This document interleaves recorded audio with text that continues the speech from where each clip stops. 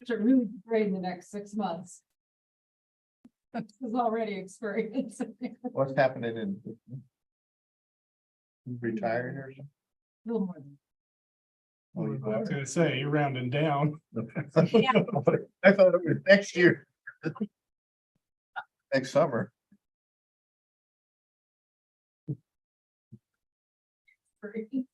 What's happening in?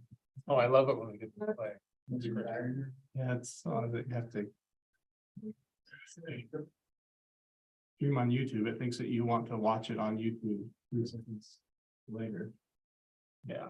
Allow us to revise and extend our remarks, right? Yeah. Progress.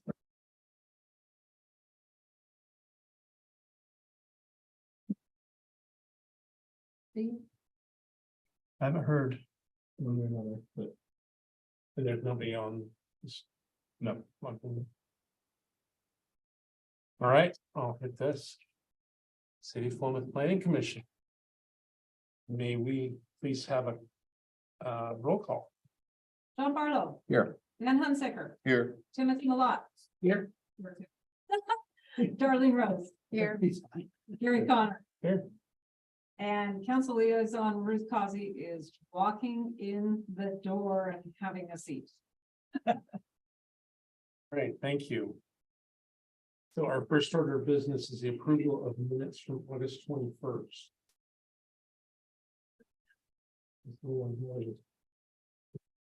Comments or motion? I'll move to approve the August 21st, 2023 planning commission again. I'll second it. All in favor, say aye. Aye. Okay, unanimous.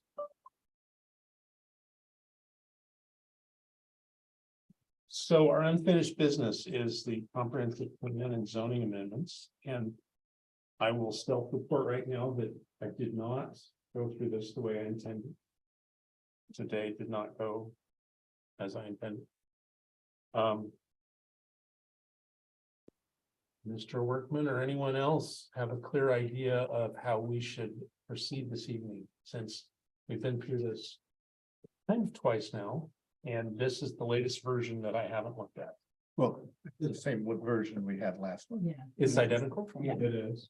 I thought it was gonna be okay. We didn't address this at all at the last meeting. We addressed the charts for allowed uses.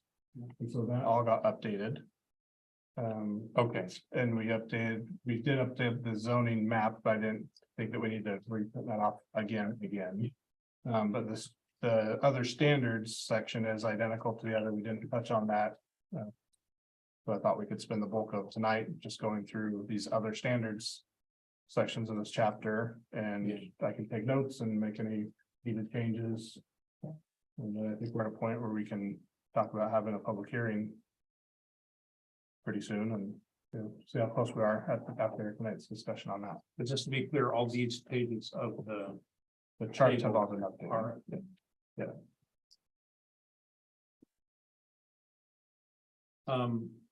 So if you had notes from last month, I did. did you bring them with you? I did.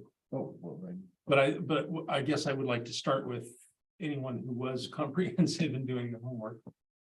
Did you look at the changes in the tables and have any significant overriding comments that would generally look like what we discussed?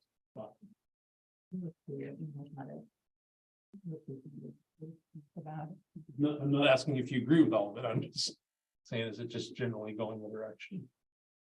Okay. Yeah. All right, thank you. Good thing you didn't have, I would agreed with it all. Yeah. No, I looked at it enough to know I don't agree. Was directed to provide draft language regarding non-conforming residential replacement. Non-conformers, no. That was one of the things that didn't get done before that left, so that's going on my plate. Okay.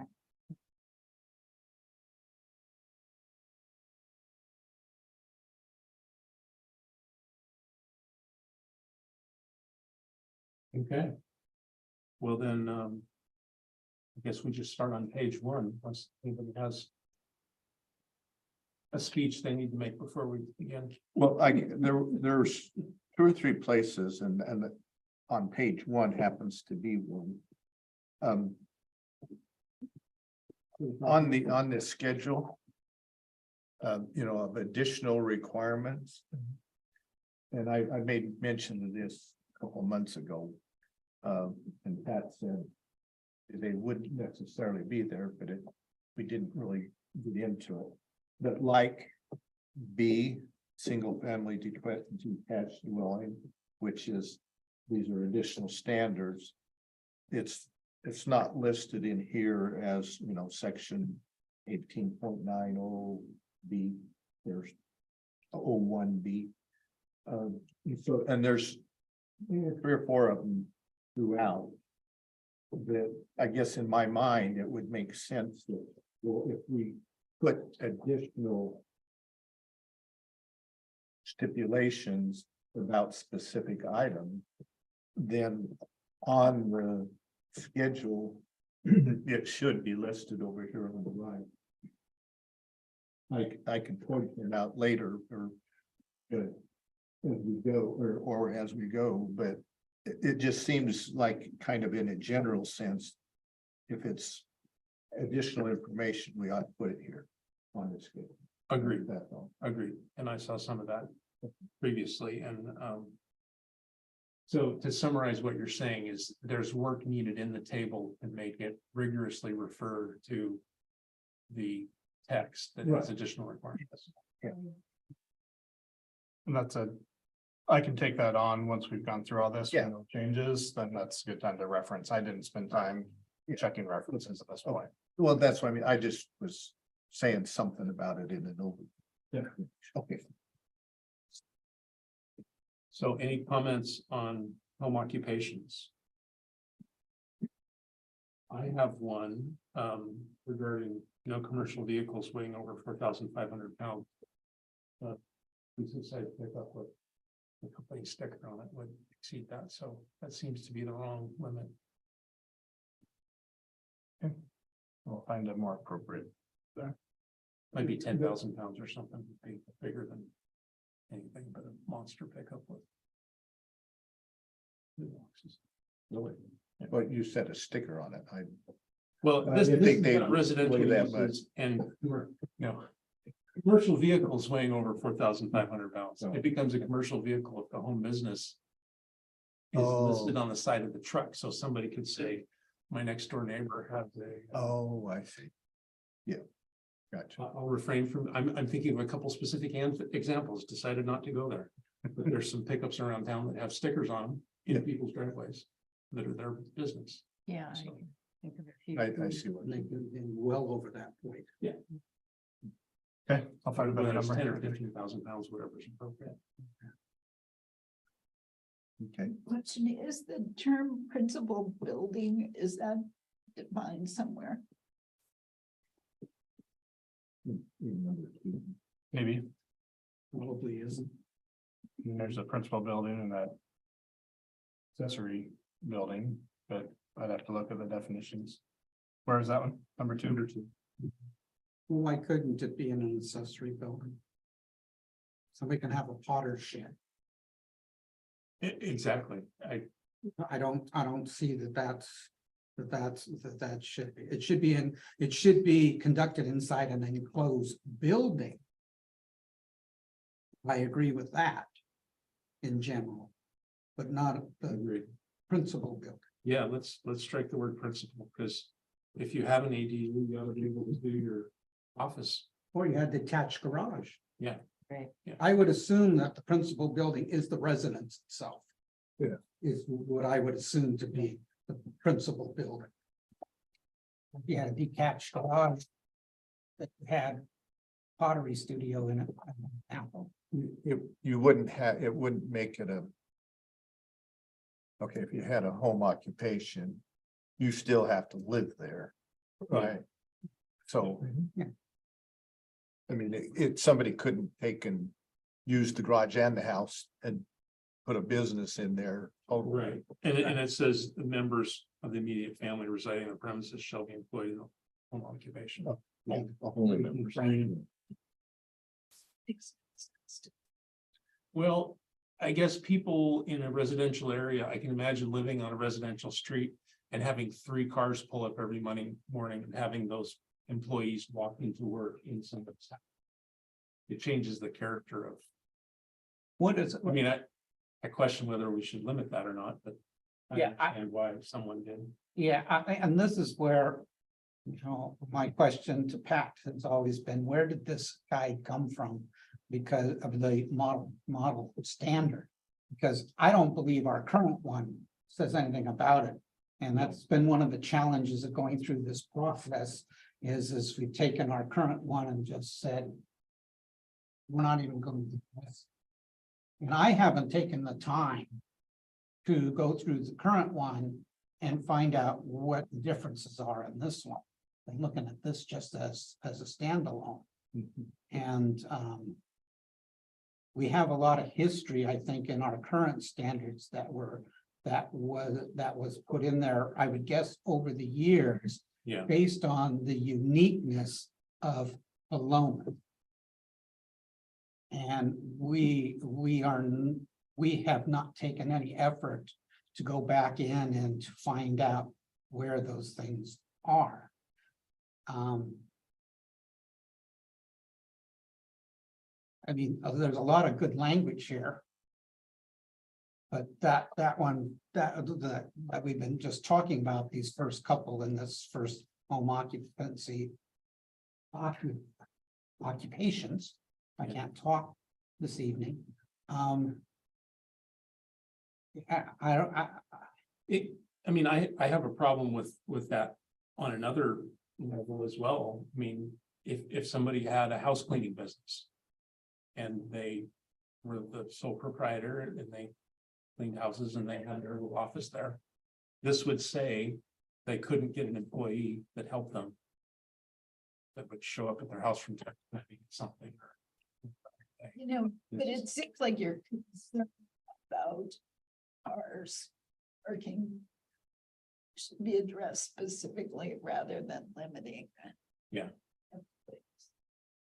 Well, it's not my concern. I'm just guessing that it's somebody's concern. Well, if you get into having some number of employees that, like you originally said, come to work. I mean, I think that does change the character of the residential area. Yeah. And well, who are these people showing up here all the time and are over there, and, just, I mean, yes, I've got another example that I experienced when I was young in my profession. Is I worked for a civil engineer that worked out of his house. And I came to his house quite frequently at times. I mean, I didn't work full time out of the house, but it's not unusual for you to go work with this individual and be there. Right. And maybe have a drafting table there back in the day. Today it's a computer, but you can have one or an employee or two, somebody who's a self-proprietor having a very small business and we're now limiting their ability to participate in that business in this city unless they go out and rent. They can't grow unless they rent office space. Unless they rent office space. And so, for a small proprietorship, sole proprietor, that could be a major issue. well, I guess I see that is. Then it becomes something different than a home occupation. Civil engineer is an occupation. A ceramicist is an occupation, But I mean, saying a home occupation. but it's a home occupation. I mean, right now, I'm still licensed in the state. I'm now licensed in the state of Oregon. I got rid of my California license, but I perform architectural drawings that I do projects for various. Right. Groups, some of them, a lot of them are volunteer. So I'm not making an income out of it, but there's others that I do make an income, and I'm doing it out of my study in my house. And that, I would call that a home occupation. The way this is written would allow for that to continue the moment But you're if gonna hire somebody else. If I needed to hire a draftsman, Now you're no longer a home occupation. Now you're a business that should go out onto the commercial district somewhere. yeah, now I have to go pay rent. That's the. Once again, I go back to the business side of things, because the only way this city, I see it's gonna grow, unless it's just gonna become a bedroom community for Corvallis, is that you're going to want to have these other type of businesses like that. And, you know, I keep hearing is small businesses are the engine of this country.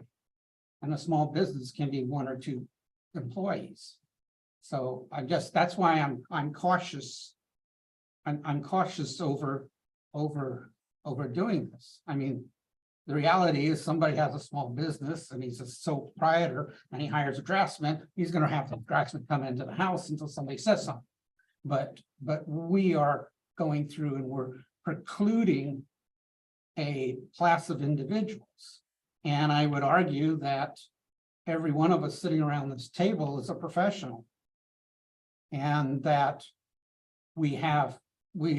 that's one of the niche markets that we would like to increase within Philomath is the professional market.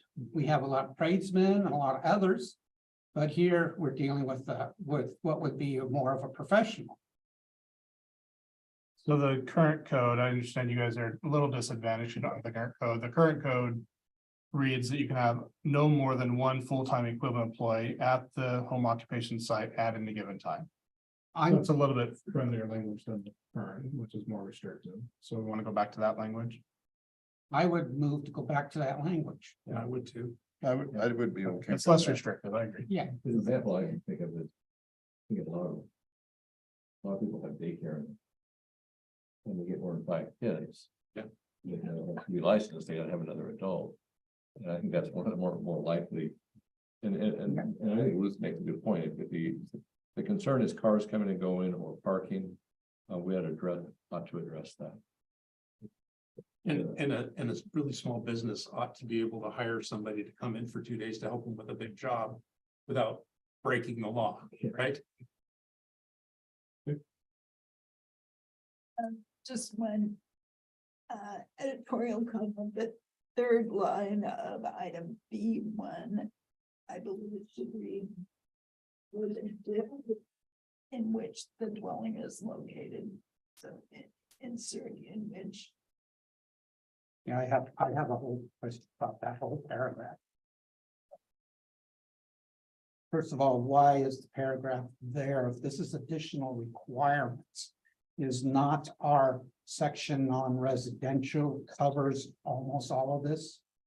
I don't see anything here that would be in addition to what's typically we have in our residential section under R1, R2, or R3, or whatever other we have. So I don't know why this, again, I go back to, in the past, I've made statements and I'm going to continue down this path, is I don't like having information in multiple locations that may conflict with each other. And that's where this information belongs. Also, this is the one where, or the next, I think the next paragraph is the one all of a sudden we start talking about manufactured homes. This whole section of single family dwelling, I can't for the life of me determine which standards apply just to single family residential that is non-mobile home, or ones that are, or manufactured home, excuse me, and the ones that are. I think there should be a separate section that clearly adds whatever requirements that are needed under single family detached dwellings that are specific to the manufactured homes. So that the first part of the section talks about all single family dwellings, and then anything that's specialized having to deal with, in this case, United States Department of Housing HUD regulations. That would be added in a subparagraph of this section, if not in its own section, if that makes more sense. But I read through this and I'm having some difficulty going back and forth and trying to figure out what we're trying to say. Especially when you get down to paragraph 5. When it says, single-family dwellings shall not have exposed wheels, towing mechanism, undercarriage, or chassis. Well, okay, there, we are definitely talking about manufactured homes. So Or tiny home. And it's excluded. Or in tiny, or Yeah. tiny homes, yeah, you are, no, I stand corrected, yeah. But tiny home is not. I don't know about this. It doesn't meet the other requirements. Does a tiny home have to meet the HUD requirements? I don't know the answer to that question. Well, one of the things is, if I understand correctly, and that might be why this is like it is that the legislature a few years ago said you have to allow manufactured homes in residential areas as if they were just residences. So they're, I think they want us to not even treat them like they're a manufactured house. Well, that's why I would suggest the specific requirements for the manufactured housing is in a subsection of this section. And so then I'm not treating it differently. I'm just identifying the additional standards, in the specific case, the HUD standards that are going to apply. And there's another big one in paragraph 8 where you talk about a minimum pitch of 4 and 12. Is this something that is labeled and should be?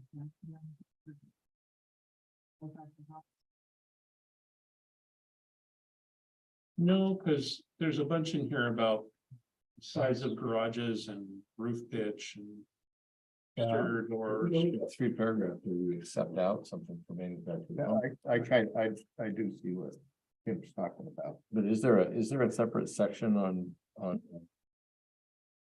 the home part, the manufactured home part?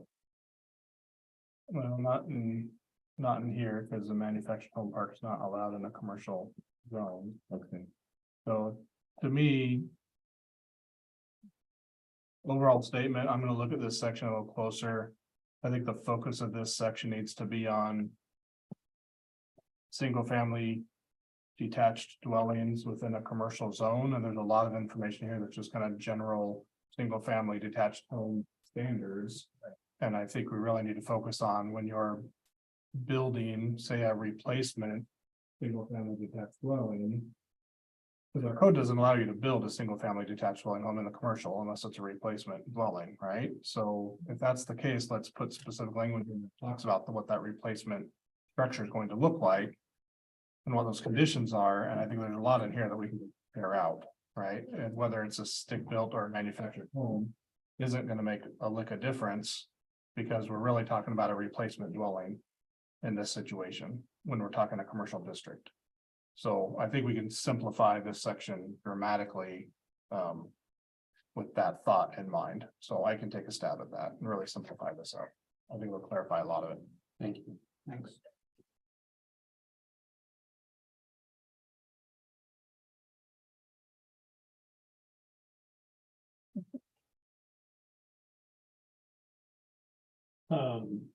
Is there anything else within B that we need pulled out of that statement or can we jump to C? There's multiple things in there that probably should do that.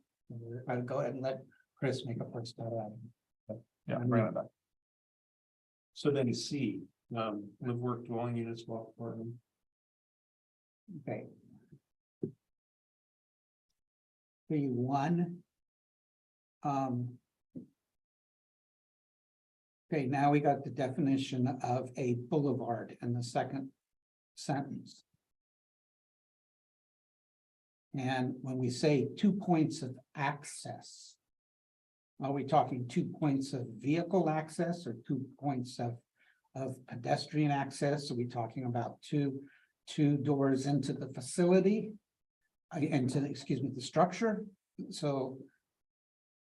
And when you, and this is again, we're getting into the fire code, where we start talking about required for emergency vehicle access. Or we're getting into the exiting code where the building's going to be designed, if it's an apartment and it has a hallway, the hallway is going to be a 1 hour rated hallway. The hallway is not going to have any more than a 20 or 50-foot dead-end corridor, depending on whether it's got sprinklers in it or not. And so there's a whole piece of the puzzle that's already going to define whether it needs a second exit out of it or not. So once again, I don't understand this, and you know, entrances to private streets shall not have locked gate or barricades that would impede the safety vehicle apparatus response. Well, that's what a Knox box is on a locked gate for the fire department. When they come up to whatever it is, if it's a locked gated community, they have a key to the Knox box, they open it, they have an opener or a key to the gate, and they open the gate. So once again, all of this stuff is here. It's already covered in by far better way existing in the Oregon State Building Code and the Fire Code. So it makes no sense for it to be here.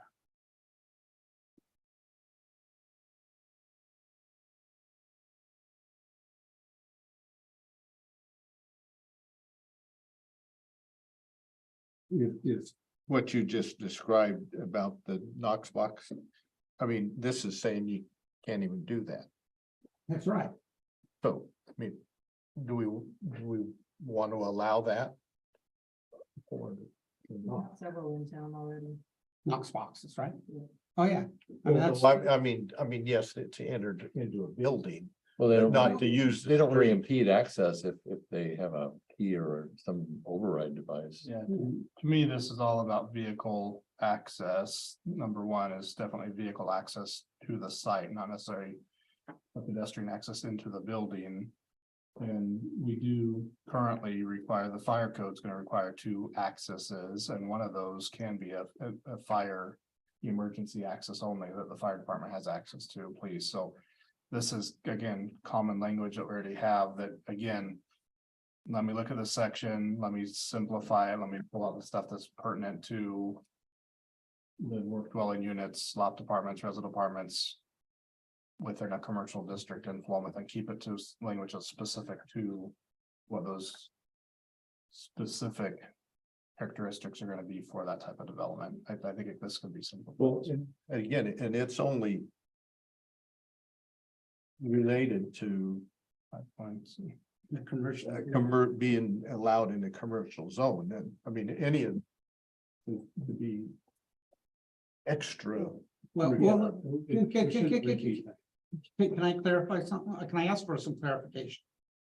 Is section 1890 only relating to commercial zones, or is it relating to some other table that we'll have for zoning for specific requirements to have that particular use within that zone?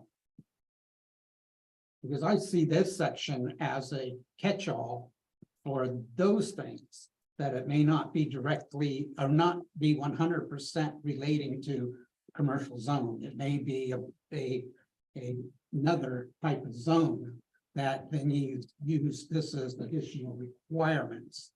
And so, and that's how I normally read this section. Yeah, the disadvantages, we're not looking at any of the residential code yet, and so, you know, if there's residential code that's gonna say, you know, an allowed use is live, work, dwelling units, loft apartments, residential apartments, etc. In a residential district, then it's gonna refer you to the same section. Right.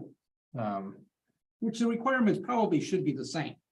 So I'm not saying that we should have Well, an I can apple, see- an orange, and a peach. I can see differences. Some difference, okay. yeah, to me, the value of this section, and again, to me, the value of this section is what is unique about having this type of development in the commercial district. But I'm thinking all residential, because most of this is not residential, it's other types of commercial activities, but again, it's what are the exceptions to this activity that we need to account for within this section?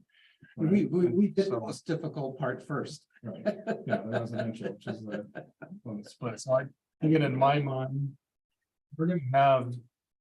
Building standards for all of these things within the residential development, I think this section should stand on its own. Cause these aren't gonna be special conditions for residential, right? These would just be in the residential development code, this is one of the things that you can build and here's how you do it. To me, this section should really focus in on. What's different about these when you're building it in a commercial district than when you're building it. As per the residential development standards. I concur. So that will really simplify this. Again, I think to your point, this is covering everything, right? The residential code's gonna reference you here and the commercial code's gonna reference you. That's here. one way of looking at it. Yeah, I just don't think that's overly helpful. Right. Way of doing it. So I think Okay. we can focus on the exceptions here. So Thank you. that'll be easy enough to pull those out, simplify that. And then when you get to residential code. That will be within the code of different types of development that are allowed within those different zoning districts and that. We won't be looking at exceptions. That's just the rule. That's how you build it. So. I think it works. I agree. I think we basically should table that section. Is what we're talking about Yeah, doing. the residential. I think Yeah. we can- Fritz will take a look at it.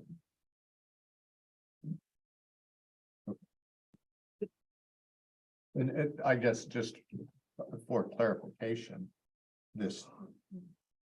Title for this chapter 18.90 other standards. Maybe it should say other standards for commercial and industrial development Well, or something. I was just looking at the table of contents for the municipal code and there's chapter 1840 is commercial districts. So if it was just for commercial districts, I would stick it in there, but 1890 is after the end of commercial, industrial, public overlay. Oh, I see what you're saying. Standards, landscaping, and all the way at 1890, it's other standards. So this is the catch-all bucket. For commercial, No, No, and catch-all bucket for for everything. everything. yeah, maybe look at that in general. So that, this next session, commercial kennels, if you have a commercial kennel in an industrial zone or a commercial zone, you're going to one place. At least that's how I'm understanding it. Do you disagree?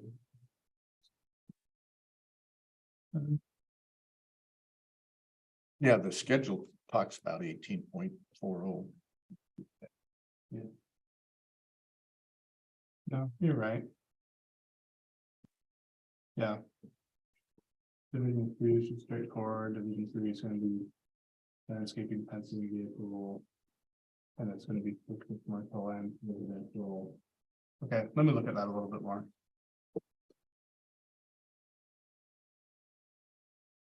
A bunch of stuff in here that could be. I think we only have it in industrial. Well, I suppose it could be in commercial or.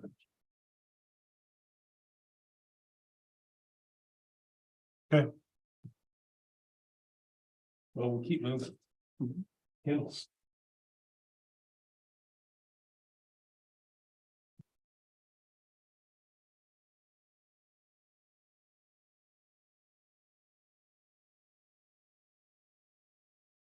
Well, I mean, the language says on the second line, going in the third line, adjacent to residential district or use.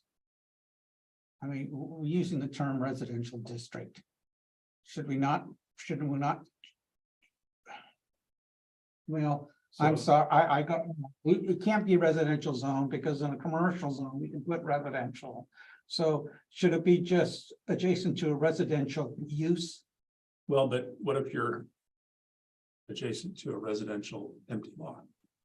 Residentially zoned empty lot.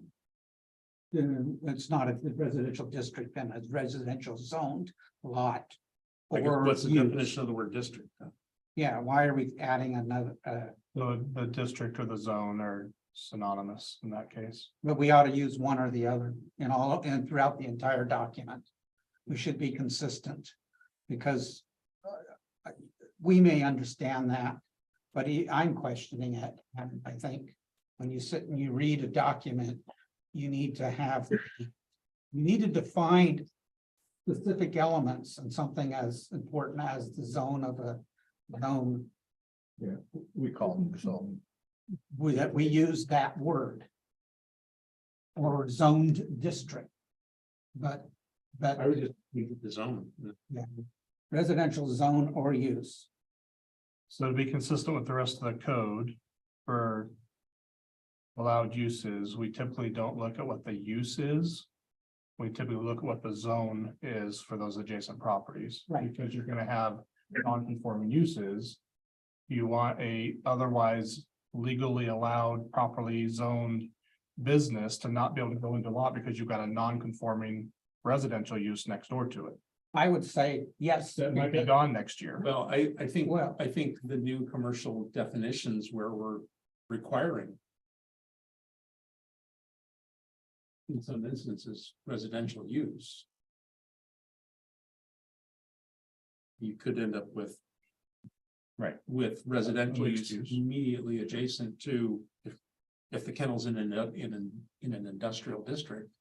You could be adjacent to a commercial district. With residential above commercial. And would you have to be 100 feet setback from that or not? Right. So I think that's the reason that you would put. Or use in that definition.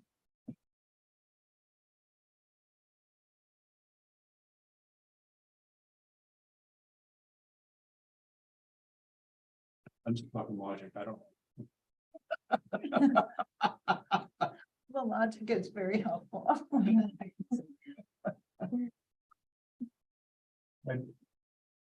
Well, So the counter, I guess, to that would be, the counter logic would be. If you're living in a residence within a commercial district, you have the same expectation of quiet Yes. and peace and everything else that you would if you were living in a residential district. Or are you anticipating that there might be a bakery below you, or there might be a nightclub below you, or there might be some other use in that commercial zone that's also allowed in addition to residential, Yeah. like a kennel, that you might have to put up with and tolerate because you're living in a mixed use development, not a residential development, even though your use is residential. Right, so Something to be said for that too. yeah, if they're already non-conforming, I don't think we should. Protect them, if you will. No, but what Chris is saying is that. We have in our downtown section on 13th Street. You put in a mixed-use building, you put in, let's say, dirt road goes in the ground floor. And you have apartments above. Okay, that's an example of a use that I think somewhere else we're talking about, it's gotta be a certain distance away from certain things. So, I mean, here we're talking about kennels, and obviously you're not gonna put a kennel downstairs in a multi, but trying to apply that across these different items to come up with a unified, consistent approach. If where we allow. Residential in commercial. We shouldn't be allowing commercial. That would. You know. Have music at night, at the bar, Well, or whatever, so, I mean, that's something, if. let's give another example. The building next door to it, which was the music store. I buy that music store and I buy the gym next door, and I decide I want to put a multi-use facility, multi-use facility where I have ground floor commercial, and I'm gonna put upstairs, I'm gonna put apartments, and I got dirt road next to me. What do I do then? Nothing, you just tell the people you have dirt road next to you. Cause that's already allowed. In the zone. It's where they're non-conforming. That. You. You don't need to protect them for non-conforming, but you don't need to protect them from something that's already allowed. And that's where I get to the point of. What are you allowing to be there where you allow apartments? You shouldn't be allowing noise, smelly, whatever those things are in commercial where you're allowing apartments. That's my perspective. So in this case, the commercial kennels, just to be very specific, are only allowed in the industrial. Light or heavy, but it's conditional use for either location. It takes you to this section, it says, what's the special condition? And right here, the special condition is. You got 100 feet back from any adjacent residential.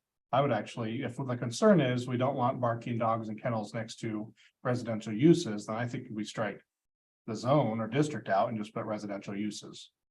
Right, because that's the conflict that we're trying to avoid, right, is a kennel next to the residential use. But if it's adjacent to an empty residential lot, It's still a residential use because It it's would already be- zoned. it would be harming the future residential use of that, but 100 feet isn't gonna matter one way or another. that's what I was thinking.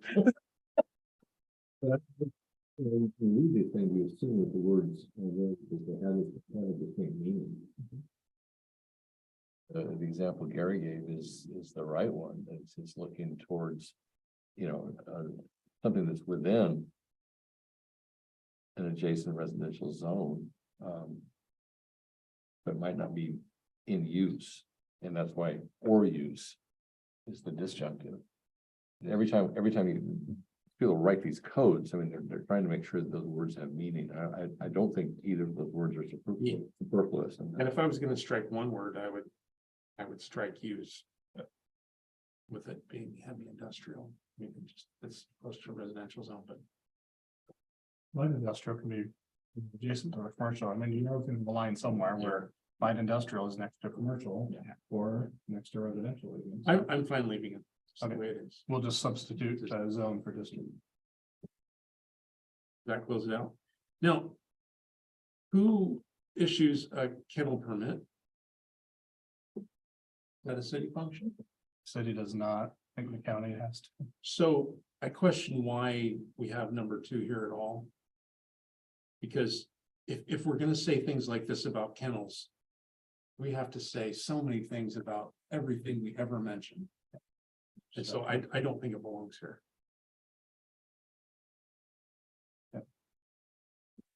So your point being, they know that they have to get the permit from the county or We something. don't say in the vehicle section that vehicles have to follow the speed. There's no end to saying what people. All bakeries shall be operated in conformance with Oregon Health Authority. Right. Yeah.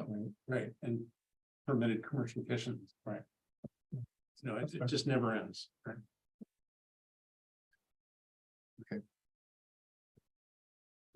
If we go on to farms and accessory road side stands, the minimum parcel is 10 acres. In our entire town. Do we have a 10-acre piece of property that could have this use? Probably not. So I would strike the whole section. Unless, oh, no, well, no,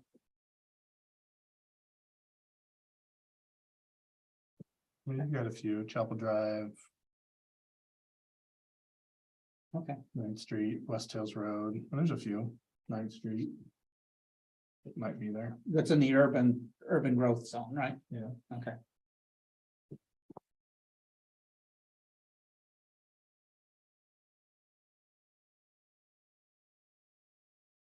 So that's, I do like the idea. Going back to what Gary had said about commercial and industrial, I think there should be separate things for the or sections for the whole thing, in that somebody else is gonna have to look at this and it'll say, go to here. I mean, it'd be easier if they were in a commercial zone, but they just had to look at all the commercial stuff, not skim through the industrial stuff as well.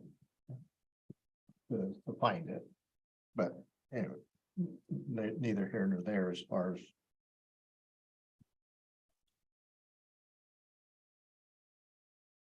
So this is in the industrial too, right? This farms. Cause I was just fine to compare them. So. I'm sorry, what did you say now? Well, this farms and accessory roadside stands. Is that only an industrial? It shows in light industrial, heavy industrial. But that doesn't mean it's not in the commercial. I didn't see it under the agriculture. And any lots that are on the urban growth boundary that come into the city. We will not have a farm zone of some sort. No. Where we have to have 2 acres of land, and by the county, I think it's the county, if you have a farm zone property.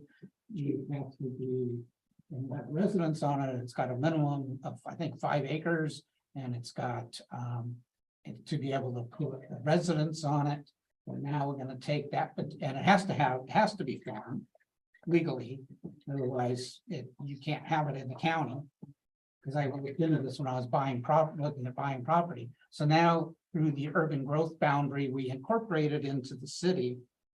And we have a piece of property that's being farmed. And because it has to be able to meet the county's requirements, and now we're gonna tell them. You can't unless you have 10 acres. So when we start to look at that area. We gotta be careful. Just as a side note, I was looking for agriculture in the commercial. And just know that commercial kennels, we did have the conditional use permit in the C3. So industrial or the C3. And I just feel like in general, all of these square footage requirements and distance requirements are very restrictive and arbitrary. It doesn't make any sense that an accessory building for a roadside stand is 150 feet from the right of way. That's just weird. Yeah, because you want, I've once never- again, you go back to a business, you want them to have some visibility. I Yeah. could say it's gotta be within the setbacks of the property, that's Right. fine. Right. You know, if it's 25 foot or 50 foot setback in front of the property, that ends up being the governing distance, but And yeah, then- I thought that too. And then accessory roadside stands, it immediately talks about temporary buildings. Yeah. I don't understand why it's talking about temporary buildings, but not permanent buildings. Yeah. And is number 2 about temporary buildings? I just find the whole thing confusing and I don't understand the purpose of it. Or what it's trying to accomplish.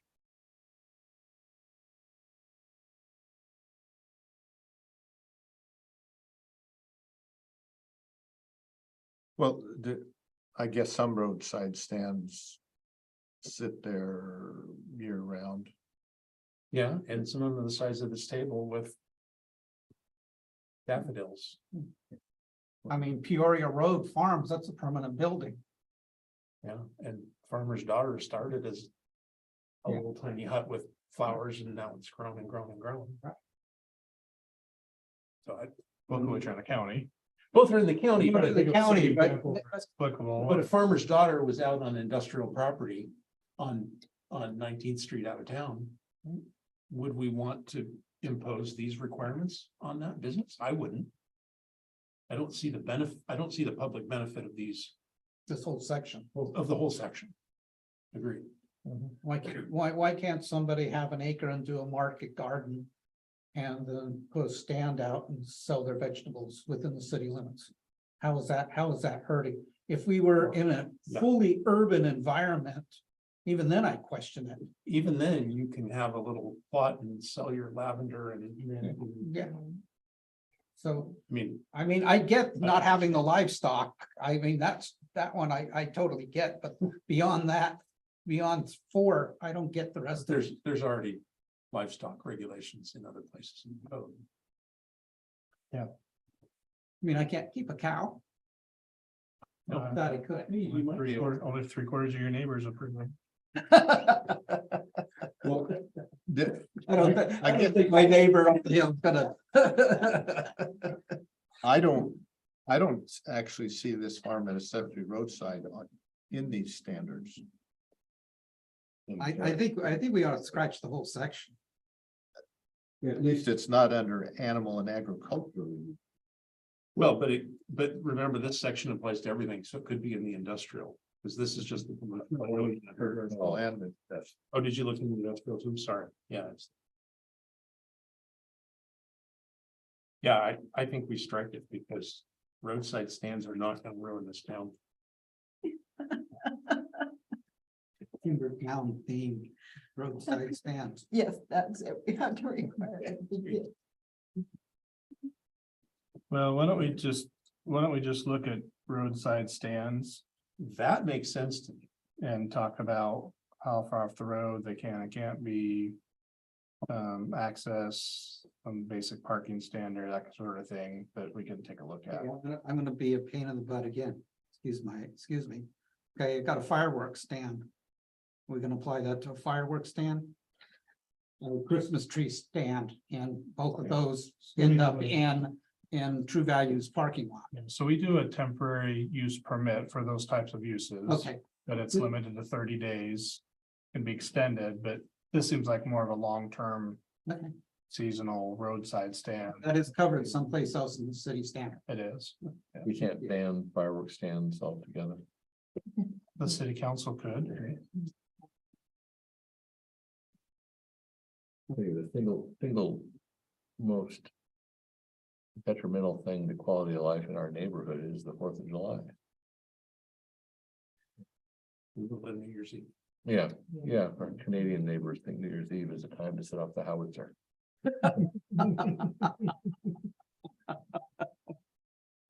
The way we did it in Alberta. Not to mention how busy the fire department is every year.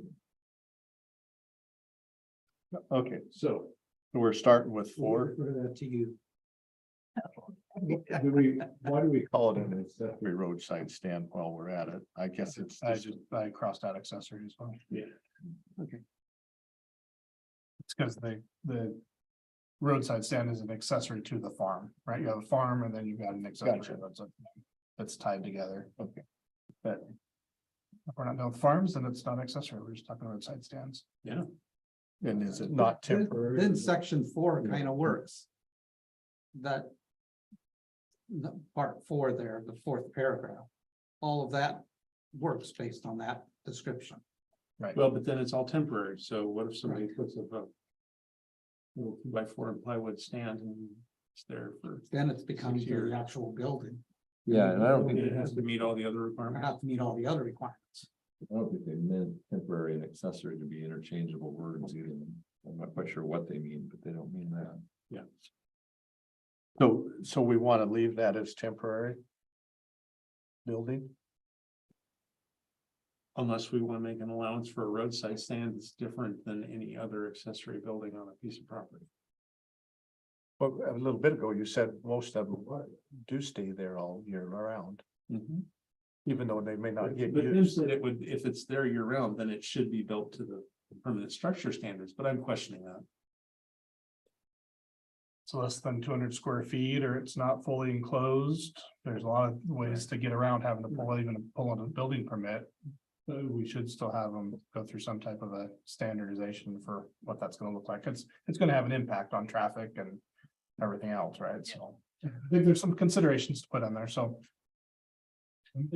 I'll explore this. I'm getting a lot of homework here, but that's okay.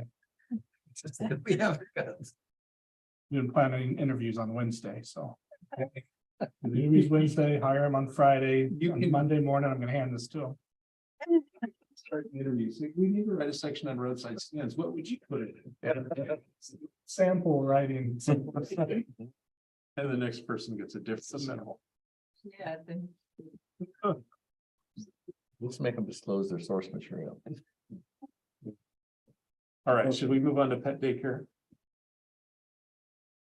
Yeah, daycare. Is there anything in here that's significantly different than the commercial kennels? Or can those two be lumped together? They should be lumped together, I think, and then the stuff dropped. I mean, you can't have a pet daycare unless you have a one-way flow with drop-off lanes and no stacking. By the way. And what does the stacking in the right of way? How many my question, How many I vehicles wrote do you was, have to? yeah, how many vehicles am I gonna stack? Are you allowed to stack? 2, 10? In the road? Yeah, that's what No, it's saying. in the one-lane driveway. No stacking in the right of way. So how do you determine how many vehicles required? You say for every 5, there's one vehicle for 5 dogs.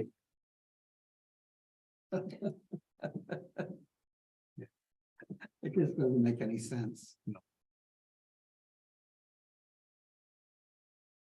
Well, isn't pet daycare though different than kennel? In my mind, pet daycare is you drop the dog off in the morning and pick it up after work.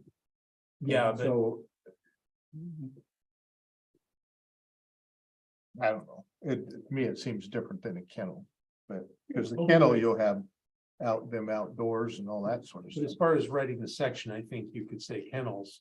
And then you could have something that's a additional requirement for overnight boarding. That would make more sense to me. Or you combine it with the daycare section, which is gonna be similar to the pet care and the daycare, because you're really talking about drop off and pickup times and not impacting traffic, and then dropping off a kid or Yeah. dropping off your dog. That seems to be where the concern is, based on how this is written, but I don't know how I feel about combining pet daycare drop off and adult daycare drop off and kid daycare drop off.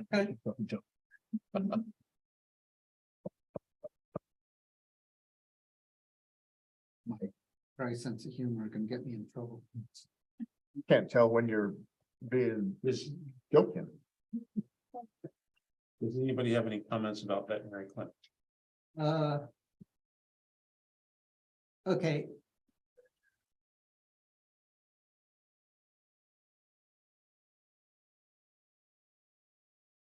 I have a comment about animal, define all activities versus animal runs. I guess vets don't have animal runs, so never mind. Yeah, they do. Okay, so then how can that be within the closed building? That's what my question was, define activities as animal runs. And it says all activities shall be within the enclosed building.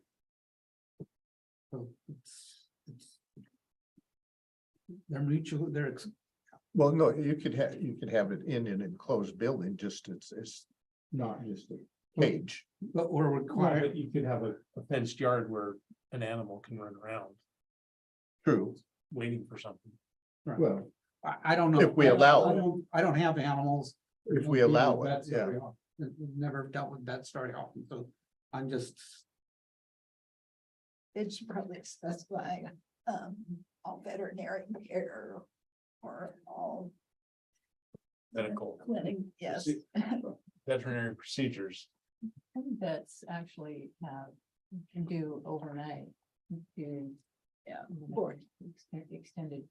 Yeah. Boarding, Yeah. Yeah, I don't know why you would prohibit boarding. Well, and it says the boarding just has to be in conformance in accordance with the regulations for kennels. I mean, there's a question mark there, but if you. Well, I mean, that would, Kennels. if it's boarding, then you're talking about kennels. It has to line up with that. And all that stuff that we talked That's- about to do with kennels. But I think we do need to do something with that all activities, because that's, again, just a logical contradiction with item number 1.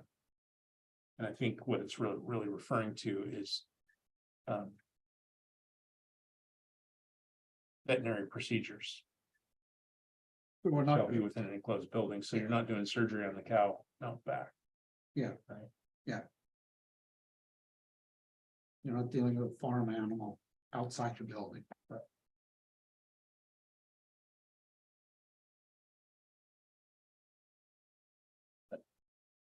I'm okay with that All veterinary procedures, on 2. yeah, makes sense to me. We're gonna allow cemeteries, but they gotta be 10 acres. I'm going on to the next one. Go. I'm just questioning it. Is Mount Union 10 acres? I doubt it. Probably around 5 or 6 acres. I mean, why are we even? I mean, I think if a group came in and wanted to create a cemetery, that would be a whole animal that we would have to look at it very specifically based on where they want to put it and whatever else. It's just that something that would have to come. And again, you would sit down with staff or whatever, like you've talked about some other things. And I know I'm talking out of the other side of my mouth from last time, but Where are they allowed? In the commercial. C3 with the conditional use permit. that Well, was, I think it makes sense just to strike number one, because if they can meet the other requirements of a 200 feet setback. Although. You maintain a fence around the perimeter. Actually, we have it in commercial, but not in industrial.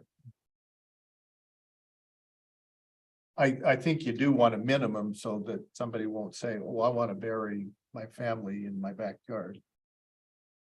Yes, cemetery. And create a cemetery. I think a number needs even 5 acres. That's myself anyway. Is that side of Mount Union in the city limits? No, but No, but I'm just thinking about what would be if someone was actually gonna create a cemetery. Yeah, they do it inside state limits. I don't either, but. So say no cemeteries allowed. Well, I think it's just conditional use permit. And that covers it. Big vibrant city. So to put 5 acres there instead of 10. I would, if I was gonna actually write code. Regulating cemeteries, I wouldn't talk about the lot size, I would talk about. Setbacks and access. Those sorts of things. Did you hear what I said about if you wanted to put a cemetery on your lot? Well, Well, I mean, if you had 200-foot setbacks, okay, maybe you'd have a lot big enough, you could do that, but I don't know that we would want that either. yeah, and it's a headstone, a structure. yeah, yeah. I'm sorry. Well, I think if we were gonna do this, we would do it like we do the industrial where there has to be significant distance. I don't disagree with the setback thing. And all that. So if you make the setbacks big enough. Yeah, somebody can build a cemetery on that lot, but who wants to buy? I would move that we just be mute on cemetery throughout the entire code. We don't use the word anywhere. Well, I like the 10 acre minimum because I would like to discourage the development of a cemetery inside the urban growth boundary, inside city limits. And I understand. having the 10 acre minimum accomplishes that without having to say no cemeteries allowed. You say if you're gonna build a cemetery, it's gotta be 10 acres, and if that's too hard to do, I'll Then support, mission I'll accomplished. support you in that. I don't think it's the highest, best use of property within that urban growth boundary. I like cemeteries and counties. I don't disagree with you. Okay. Mount Union 7.41 acres. Okay. Okay. But it's a small one. It would. When the story say 287 grave sites, Ooh, I don't know that number. I'm not sure. this is a story about the cleanup. I think that's what they said. I better hurry and get a site then. Yeah. There's only that many. That's how many there are. It's the old dad joke. Dying to get in. Okay, sorry. Colleges. So what's a college? Is it a tech school? What's the definition of a college? Because here we're talking, you could be, University of Phoenix could have a remote facility here with 3 classrooms. Okay, they're a big online school, Southern Vermont. New School Hampshire. should do this, New Hampshire or whatever it is, can do the same thing. So. What is, It's another institution of higher learning. yeah, so I'll jump in there and be disruptive on a broad scale. I have a hard time with zeroing in on colleges or education or places of worship or entertainment. I think it's about the meeting space. If it's about how many cars are coming and going, let's just talk about The use. the use. Yeah. As opposed to the purpose of the use. Yeah. And it doesn't matter if it's a professor lecturing or watching a movie or listening to a sermon. It's the use, and as government, we shouldn't be restricting, allowing a lecture but not allowing a sermon, or vice versa, or anything.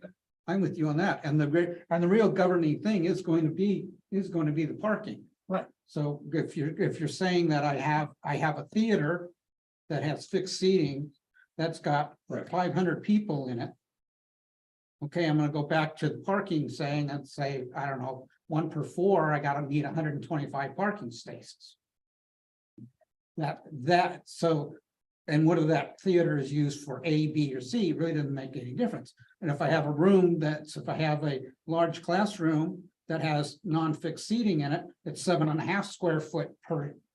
Or 7.5 square foot per occupant. Yeah. And now I start to define, okay, how many cars do I need per the occupancy? And that's how you govern it. But to get ahead of Van here, it might have an influence on the business climate that you're creating, if it's a place where people are coming every day that are gonna be going and buying lunch and doing whatever, it's a different effect than if it's just a big empty space that people come to once a week.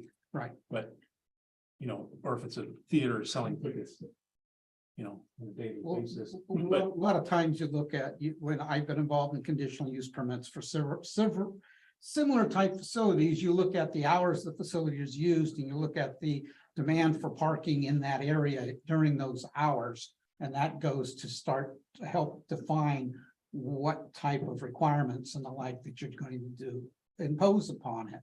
And that you can do sharing of spaces, of public spaces or parking spaces or whatever it is. I don't have any, with what you're saying, Gary, I don't have any objection to doing any consolidation like what you and Timothy are talking about. yeah, In terms, because it is an issue of parking unless it is a use that would be disruptive in some form. But, like colleges, universities, the churches, the other institutional places, none of that is, grandiose, loud, and, whatever. There was, I think there's stuff So, I mean- here about, not broadcasting loud.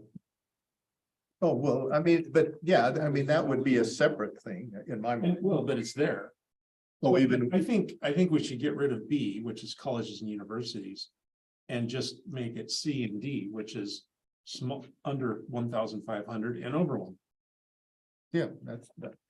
And whatever rules apply to everybody. The way it's laid out, if you're a college, you can have a side loudspeaker. Where does it say that? No, just C6 says no outside loudspeakers or amplified sound outside a totally enclosed building. Doesn't apply to church burials. That's consistent. No, I mean, yeah, I mean, those are, Do small scale and large scale. Yeah, if we just get rid of B altogether, then there's nothing, a college is an institution of use, right? yeah, I mean, and you could throw it in there. Educational facilities or something like that. Like, just to say, yeah, that's includes that. Right.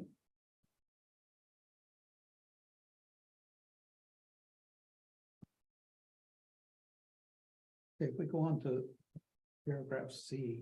I would suggest, Chris, looking at that B2 and just, if there's something there that should be there, but otherwise. I'm fine with that. A lot of that we capture within our landscaping requirements, right? Commercial, industrial, right? I'm thinking the same thing on C number 2, off-street parking prohibited in the front setback, which means you don't want parking in front of these institutions. That seems to But since this is a general for everything, Right. all of these things should be for the zone they're in, right? So even this whole thing doesn't say any, this whole C doesn't say anything. So you get rid of C2 and just have D. I don't even know about that. I haven't gotten to there. Yeah, I mean, Well, and to notice yeah, that it's the same thing. when, whatever you come up with on that, Chris, when you, however you solve it, it is, they are separated still in the schedule, so you can consolidate them there too.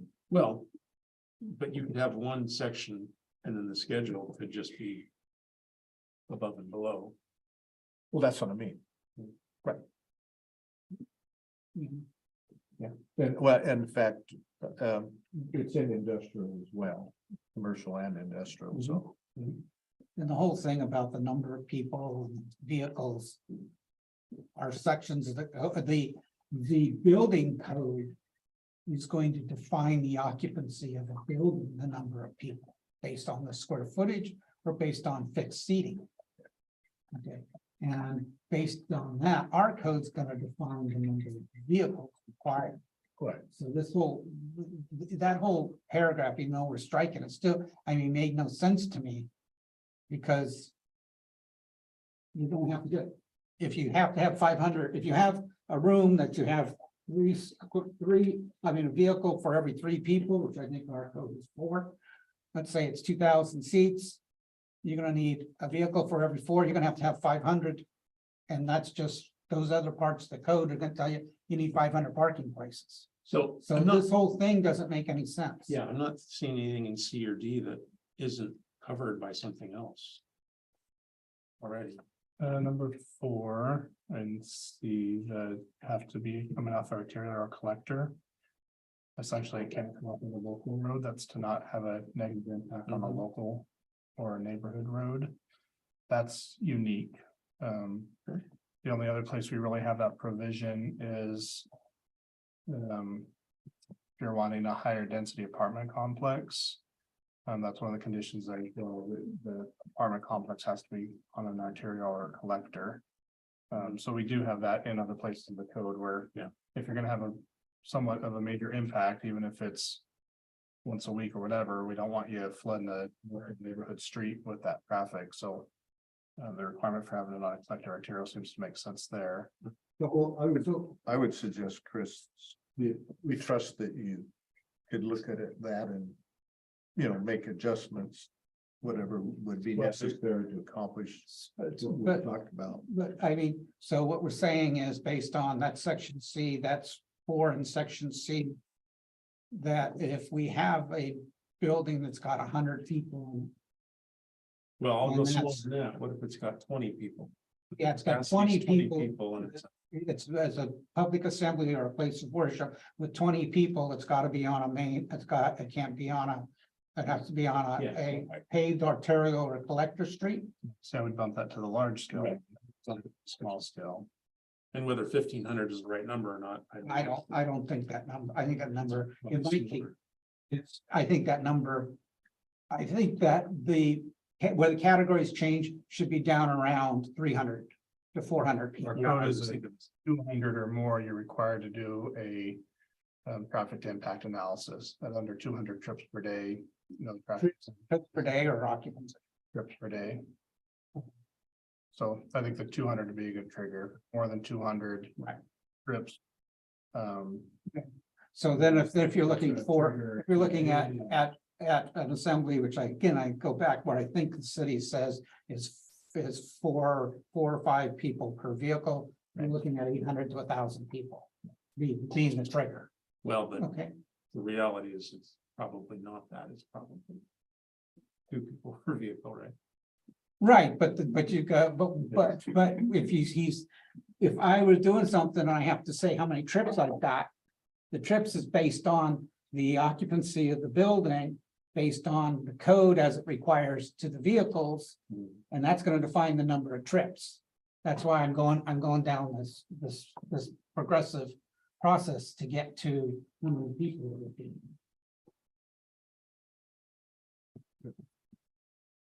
Does anybody see anything in the section C? Does they think is an important provision for any of these larger institutional type buildings? Whether it be small or large scale? Well, you have the storage of the buses, trucks, Mhm. the maintenance equipment's another animal. And I think the So I mean, in some ways, it's probably something that.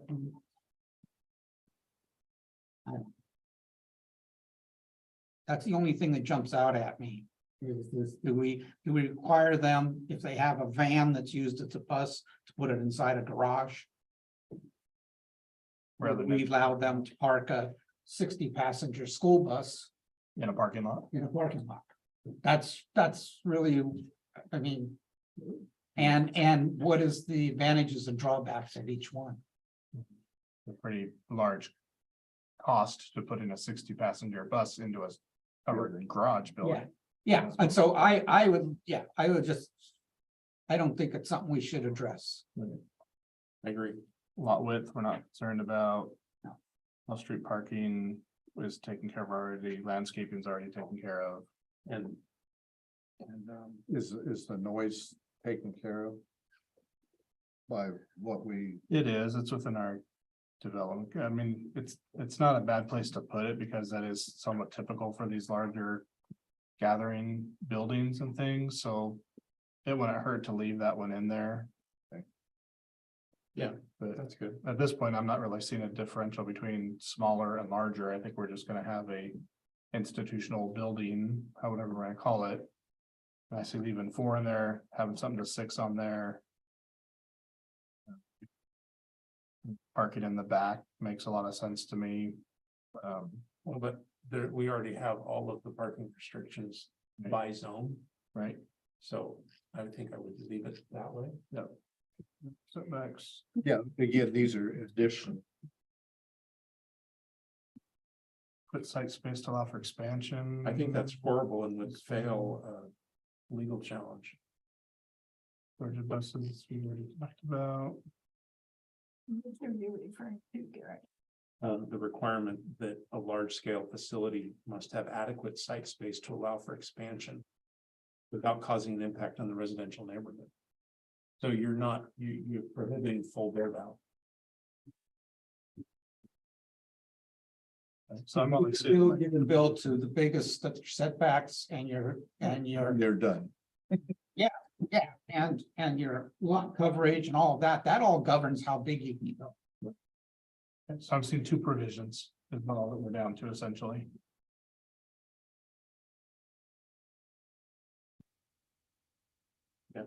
Or yep. 4 and 6 on C. Well, which are similar to, Four on D is different, that's the one that talks about the adequate space. But I think get what you're doing. Okay, I think we have consensus. Like somebody's not saying anything. I was trying to skip over all that, let him figure it out. But you guys want the homework now. Chris is only one guy right now. Lumberyards. We have somewhere, we have something having to do with another type of. Maybe I'm thinking of something.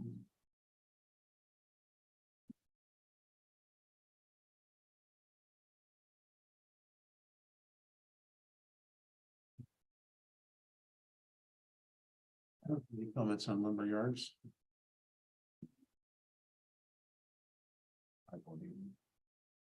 number 2 is a site plan issue, we're gonna deal with that regardless. I don't think there's anything specific to a lumber or building material that's gonna be, Yeah.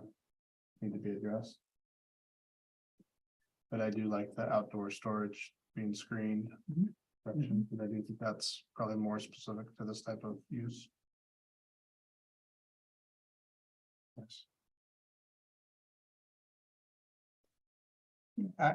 But we're gonna force them not to use any space in the front set, along the front of the property, except 150 feet back. Why aren't we just using the setback for that zone? A1. Makes no sense to me. You have a setback for whatever this zone is, C1, C2, or whatever we're calling them. So the only, Why all of a sudden am I I'm going to require this particular business to keep a 500-foot. After any of their storage, how they use their site. 150 feet. So the one that comes to mind is like out west, which is inside city limits. They have a lot of material out front there. I don't know that I would necessarily want all of that material right up against, 10 feet or 20 feet from the right of way, because it looks, But we tell them they can't park within the setbacks and stuff. So I would change the language of this, that it needs to be within the required setbacks for the lot, for the use. The required setback. If the front yard setback is 50 feet, because that's what we've set for the zone, then that stuff cannot be in the front setback. End of statement. Because And 150 feet, defined it as a setback as the control. because 150 feet would not allow out west to put anything in front of the store. Everything would have to be behind. Actually, will the store even fit on the site once you've done that? so it changes to say not be placed in the setback and the front setback. In the front setback, yeah. I agree with that. Now, whatever we've set that setback at for that particular zone, just like you can't. I mean, that's as far back as you need to put it.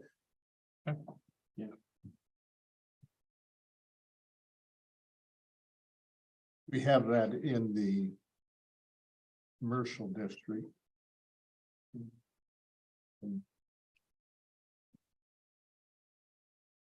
And I guess we don't even have it in the industrial. And with the CUP.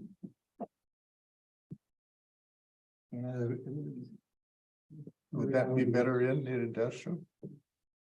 Maybe not, maybe not. It is a commercial operation. Yeah, I'm fine with the lesser setback.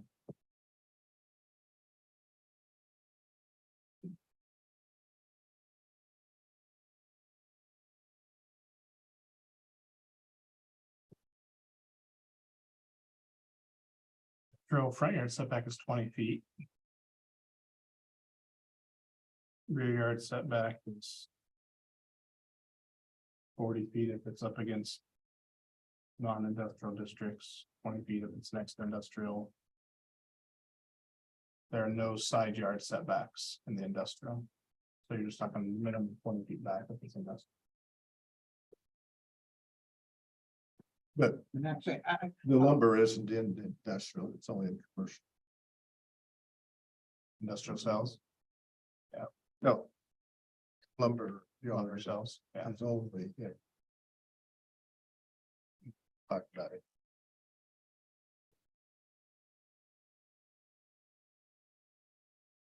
And the nurseries and stuff is in both.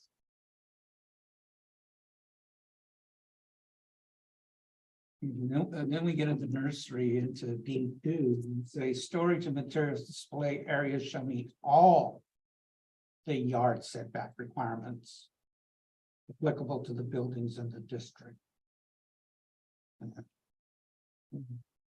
Well, in other words, based on that, if there's a rear yard setback of, what did you say it was?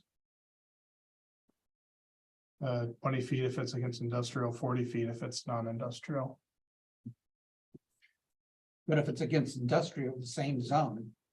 So now for a nursery, I've got to stop my storage 20 feet from the rear lot setback.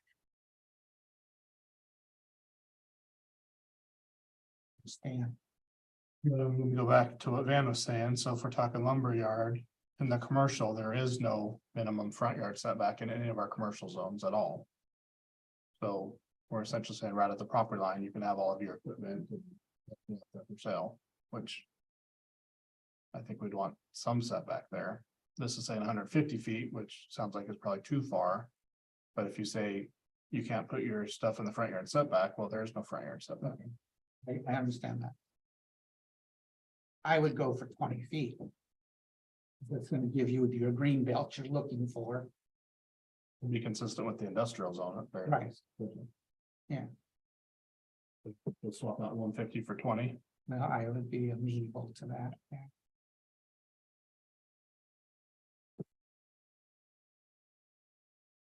So then when I go to nurseries, can we put a nursery in a commercial zone? And I got the same thing. I can go all the way to the property line. The front property line. And here it says it must be within the yard setback requirements. Which for the front works for me, but if it's on the back. If in a commercial zone where we have 20 feet on the back, then I can't use back 20 feet of my property to store pots, product. For sale. So there, we might want to say, use the 20 feet in the front again, if you don't want it up against the street. You want to have that green belt, which. Your landscape requirements in a commercial zone is no. In the front, I think for all this is just 20 feet from the front. okay. Yard setback. No.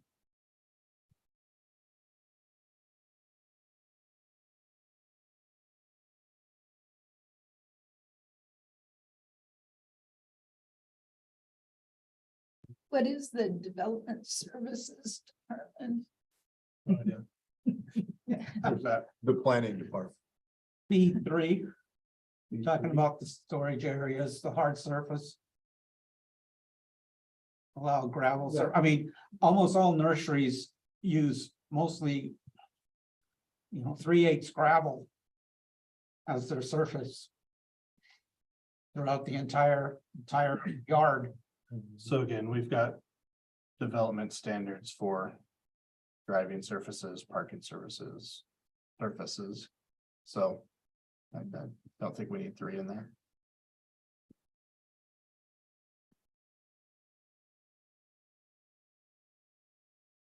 I'm gonna go back up to B1, 5-foot ornamental fence. The rear and sides. Capable of keeping paper and other debris from blowing off premises. All of a sudden, first time in the code, we've got an ornamental fence that is required. Not saying that they could. Or it's a 5-foot wall. But it doesn't say we can put a 5-foot fence or a 6-foot fence. Wood sided fence or whatever else. I mean, I understand capable of keeping paper and every debris from blowing off the premises. And we don't want all the leaves during the fall from the product there ending up on the neighbor's property. I get that. But even that seems very weird. Yeah. You can't have a 5-foot fence in some places. Yeah. And it requires a 5-foot fence. Well, it's Or a wall. But yeah, but the only kind of 5-foot fence it wants is an ornamental fence.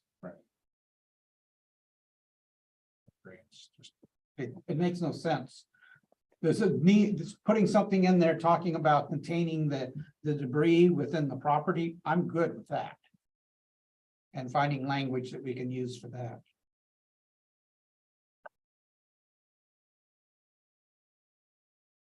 No, this is in C3 and industrial. You still don't want that stuff. I mean, I get why they're holding it from blowing frost. Well, no, I understand that. I was just.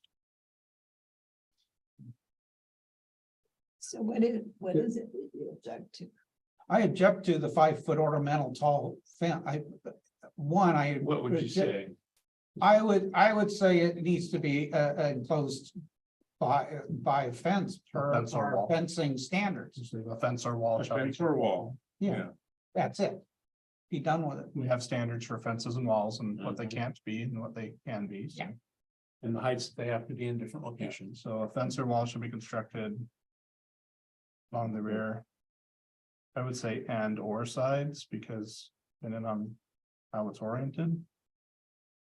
Capable of keeping, and I would put leaves first, because to me, when I'm thinking nursery stuff, I'm first thinking of the leaves more than I'm thinking of paper, because Yeah. paper is gonna be any. How about capable of I'm with, keeping debris from blowing off the premises? Or leaves and debris? I would say leaves and other debris from blowing off the premises. that works. Paper is unique to nurseries and some outdoor retail. though. And this is also the first one that we talk about, outdoor speakers and PA. Go ahead. Yeah, I'm sorry, I. stepped No, on I that. think that noise ordinance should just cover it everywhere Yeah. rather than plunking it in. I agree. Yeah, I don't think we need number 4. I agree. And I think we either need to strike C, precious metal and gem dealers, or add the word not, so we can be the one place that state law does not apply.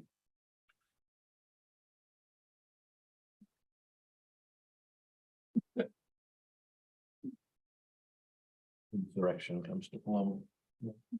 I believe in the uses, we actually struck that out as a separate deal. We just lumped them in with retail. They were separate in the uses and we Yeah. didn't think that needed to be so. I agree. Makes sense to. The only thing it says is to comply with state law. So retail businesses. Yeah, this makes no sense to me at all. I just strike this whole section. I guess a retail business, if you, the only goods can be sold is what you've done on that premises. We already have code language about having to store within your building and All of that stuff. Very special provisions for retail businesses.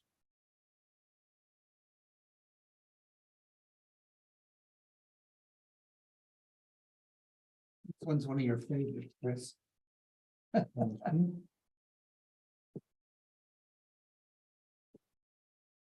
Does anybody have any issues with any of these provisions? No. I think this section makes sense. Now, I guess the thing we made a note of. It doesn't say. Unless I'm read it wrong, of how far the. Drive-through needs to be off the road. I mean, you have like with the pharmacy, how it is now. I understand you can get, I mean, it'll hold 6 cars. And I understand the pharmacy people will stop on the side of the road to get in line. Yeah. And I don't know how that is for the bank up here. But versus Dairy Queen. Yeah. Oh, well, yeah. Dairy Queen's. Right, oh, yeah. It's looked at as part of the site plan review. Anytime there's a drive-through in the site plan, we're looking at the queuing space and the engineer has to show us it's appropriate for the number of cars based on the type of use that they have. So that all gets looked at. Oh, does it? The site plan, yeah. So that happens automatically. Correct. Okay, all right. Yep.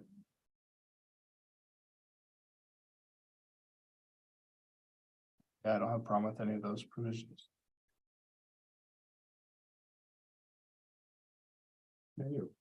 Section, filling stations. Where did the 20,000 square feet come from? Even though I did take the time to check, the Chevron station is right about 20,000 square feet. It's only 149 foot lot, not 150. But I'm just, You took your. Oh, no, you looked online. Mine. well, I sometimes gotta be more creative, but in this case, yeah, it was just going into the tax records. Right. I'm just. Because once again, I think it should be a circulation issue, just like you talk about your drive-throughs. I mean. And I'm not hard on this. I'm just wondering. And if you have a convenience store, which actually does exist on the Chevron, and all of them do, their lots now are non-conforming by the factor of 5,000 square feet. So I mean, that, I mean, using that as an example, that seems like a reasonable size. The only thing that I notice is where they put the propane tank, that kind of gets in the way sometimes, but other than that, I think it's a reasonable size anyway, the size of what Chevron is today, even with the convenience store. convenience store. I would look at changing that. That 20,000 and lowering it. And unless, you know, I don't know. I'll look. I'm not hard one way or the other. Hold on.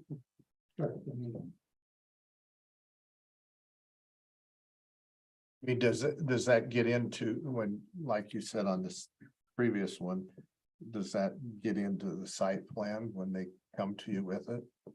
It would just, but would you look at it and say, wow, that's not enough space to people for to drive in and. I think the effect here is discouraging it. Kind of a tight space. Yeah. And want to have a decent sized lot with a big. Development. Rather than somebody shoehorning in a little people station. Well, you mentioned the Chevron. Yeah, did you go clear to the line with where the McDonald's starts? Cause that. Yes, no, I'm talking about- Driveway. Yeah, Or I'm just McDonald's. talking about the actual lot that belongs to Chevron. Well, I guess I don't know exactly. And the reality is I believe the parking that's there for the McDonald's. Behind that, to the north of that parking property line is enough to give that legal Well, I was just thinking of it like thing. they both use that driveway. They both did it. Anyway, as I say, I'm fine with the layout of this. We don't need to spend any more time.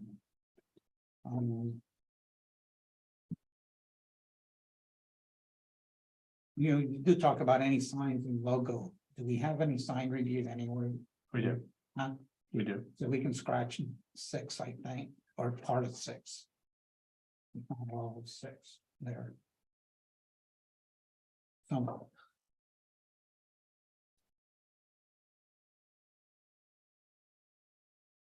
I didn't actually have anything for automobile. I like 6, because I don't think we have that type of language anywhere else in the canopy. Especially the lighting portion of that. I don't know that we have that blatantly elsewhere, so. Well, Kind of a unique. I want to cover it blatantly elsewhere. For all canopies, No, for all lights, for all lights. Lights and signs and all of that. well, lights in particular. Yeah. Yeah, That cannot be seen off of the site. The language that's in that one. I have a real nice upstairs window, which is great during the day and at night. 5 spotlights pointed at it from banks and gas stations. Make sure we shut the blind before we go to bed. I'm sorry for that. For you, I couldn't. I'd call Chris. I don't want any lights.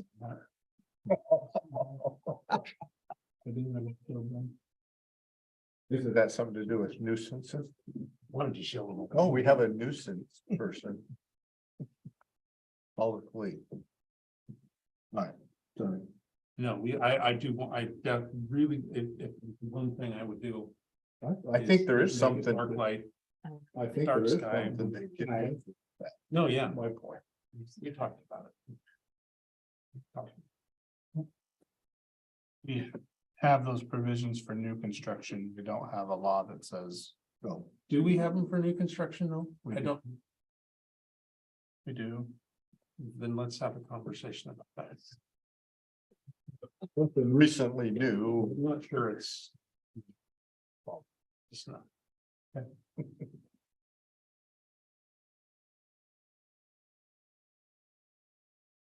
To impound facilities.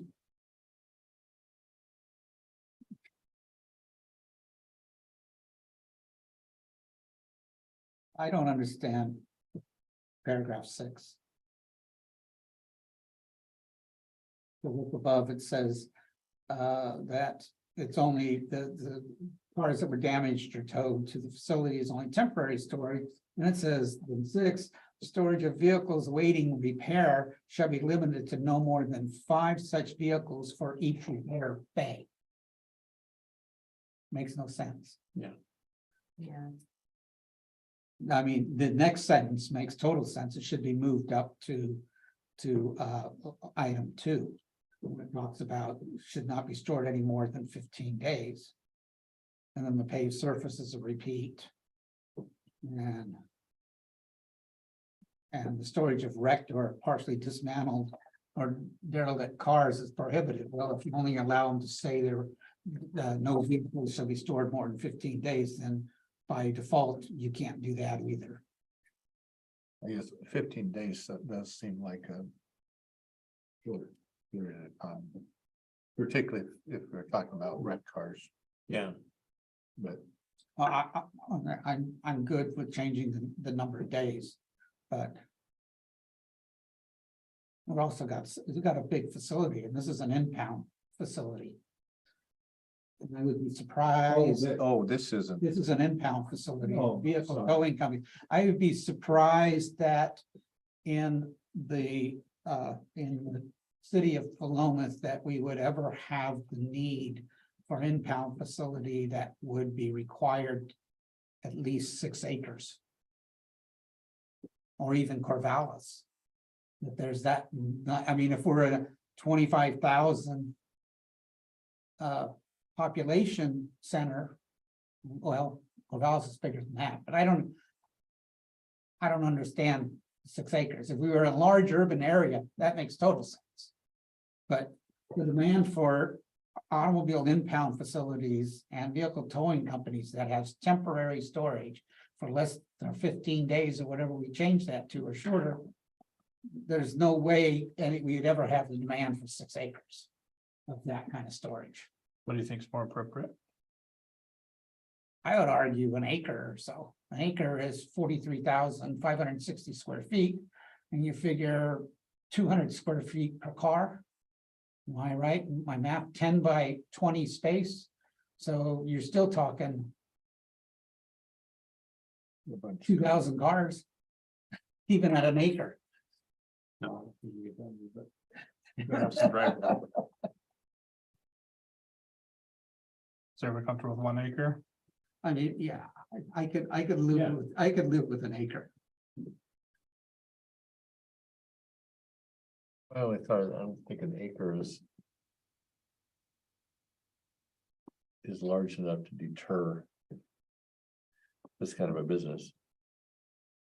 Yeah, I was gonna say it's the cemetery argument, right? Exactly. That's the way I looked at it. I thought, this won't happen. And I'm fine with that. Yeah, but I think we operate as a city, you need to do all the things that a city does. Every city has to have a sewer treatment plant. And, we shouldn't just regulate everything out of the city.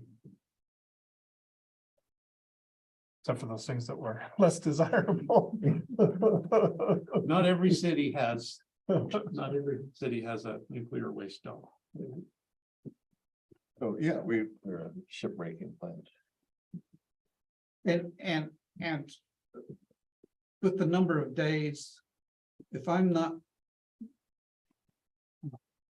how about, in the back of my mind, I believe that any impound yard that I've been aware of, as I've had one of my sons decided to total the car, we had 30 days to get it out of that yard. That Or it makes- became the owner, it became owned by the yard. So if we set it at 30 days. Is probably a reasonable amount of time for them to remove it. I'm agreeable with that. And I would think that a company, if anybody who actually wanted to operate a facility like this would Go someplace else. say go someplace else Yeah. unless it said 90 days or more. So I'm fine with doing that. Hey, we can accommodate. With 30 with or 30 90? days.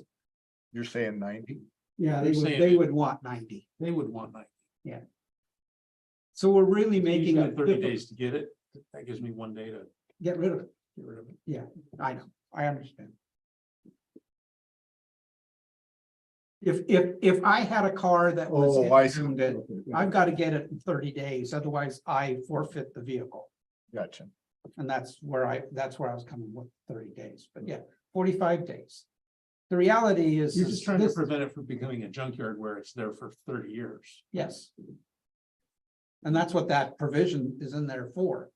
Yeah, they're not making any money on cars that are sitting there. No. Right, they're only making money is once they get possession, get it out the door and. Right. keep it expensive. 45 days sounds pretty reasonable. Yeah. And if we hear something different from an applicant, then we'll look at. How about we, on the acreage, put 2 acres instead of 1? 2 acres. That'll be a little less or more. More of a deterrent. More of a turn. That gets it further from the downtown core. Well, that's an industrial. Well, and you're more likely to only get one of them. That's 2 acres to service us than 2 of them that are only an acre each that are, so. There is something to having 1 cemetery in town instead of 4 or 5 and something. Impounds, right? Somebody want to tell me what an Yeah, automobile I've never heard of bond a facility is? Strike that because they don't exist. Okay.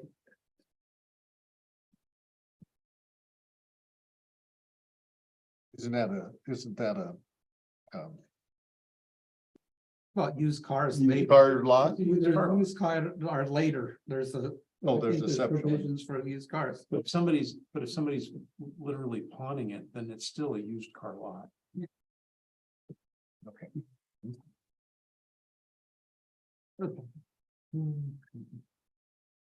Now.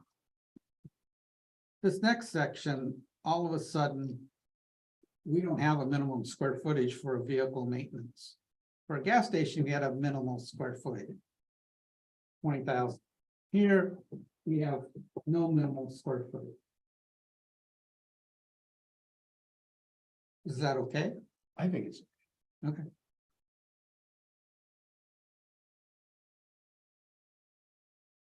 Now, if we have now, like on Second Street in Corvallis, you have actually. I think there's at least 1 or 2 repair shops. That are in a commercial district. That are on 0 lot line.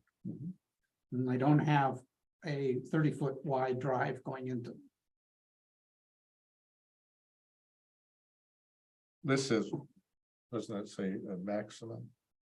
More No. than 30 feet in the. Shall not be more than, more than 30 feet. okay, never mind.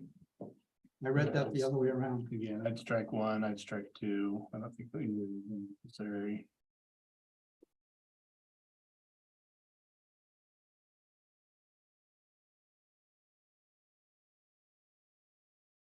It's good.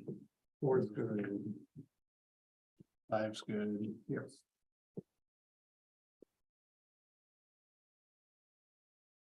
And I guess, About 6.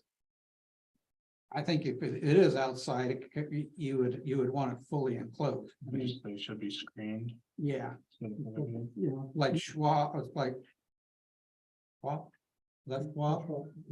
Yeah, I know they're redoing their storage outside to enclose it.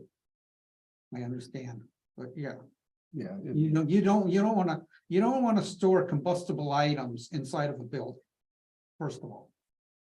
Tires are combustible. So used oil and other things. We need to give them opportunity to store it in a safe manner outside the building. We can limit the amount of waste, but that goes back to the code again, defines how much waste they can have on site. There's fire code that determines Yeah. that, so when they're doing the site plan. Yeah. The fire district's looking at flammable materials, Right. storage areas, what's being stored there. But we gotta let them do it outside.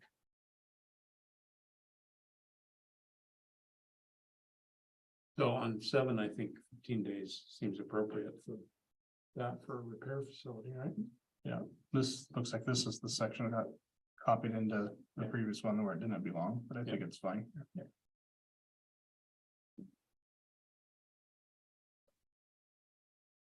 So what's the difference between D and E? D is just on this small work on the vehicle. It is. Read.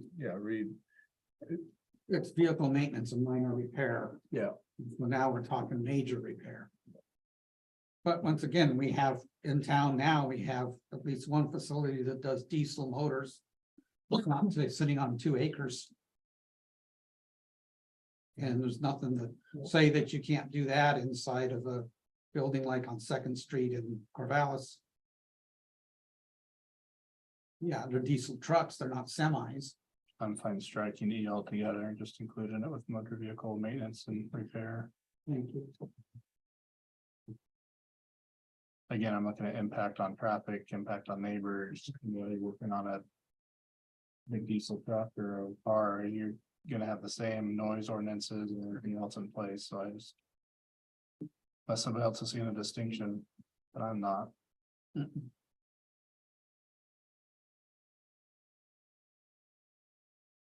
Well, like the. Oh, it's saying that's part shall not be. Truck repair, we do have it allowed in P2. Is this more just for C3? I could see where.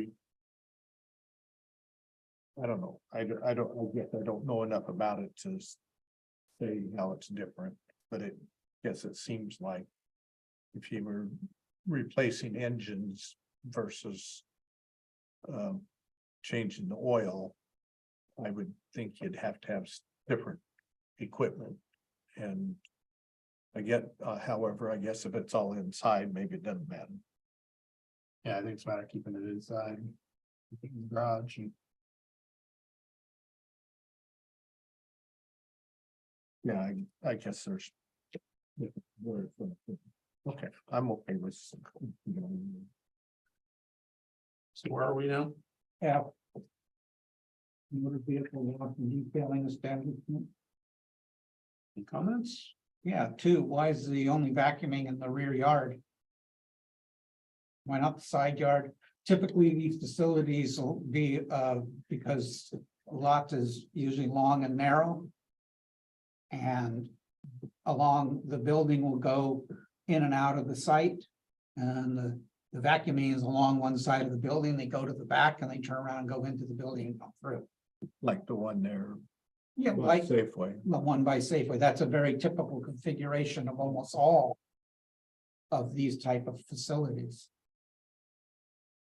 And, having the sound level of 65 dB at the lot line, that's a lot of sound at the lot line.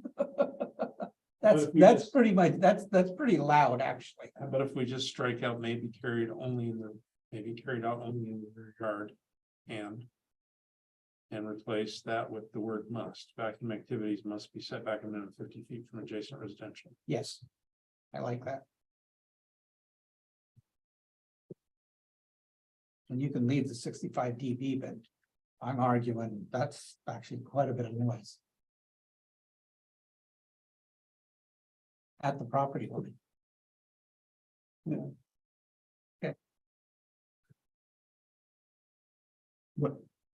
How you changing it? Just getting rid of the rear yard and saying that you just must be set back.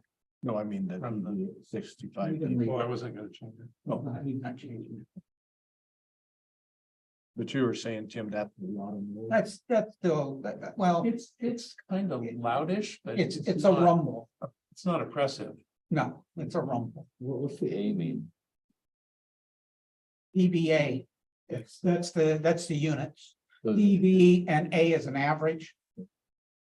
I just Googled it, and Decibels. it says 60 to 65 is laughter. Yeah. 70 dB would be a vacuum cleaner, hair dryer. Yeah. So you want not to be as loud, That's, the lot line, isn't it? it's about as loud as you running a vacuum cleaner, which is annoying, but not. No, On the property.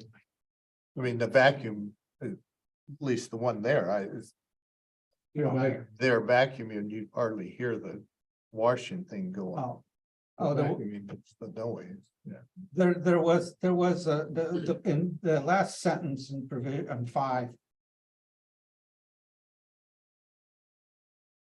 What are we talking about? I mean, we're not in an area where we have frost and snow for weeks on end, which is, I think, where this model came from, was from Michigan. I would strike 5. Not, I would strike 5. Yeah. I like the idea. Drive underneath. we're just trying to keep the road from freezing, and making it unsafe. It's the reason why it's there. All right. Auto, boat. Home, equipment, mobile home, nursery, recreation field, truck and trailer, rentals and sales. Why is This- home and equipment there? Yeah, why is home and equipment? And why is nursery there? Because we've already talked about nurseries. Let's strike home equipment and nursery. And mobile home, I mean, Mobile home. Motorhome, it should say. Well, it says recreational vehicle, which the motorhomes fall under. it makes sense to bundle. Auto, RV, truck and trailer. Boat also. No, not No, boat, boat, yeah, I didn't say boat, but Home, equipment, mobile home and nursery. yeah. Take mobile home out of sub 4.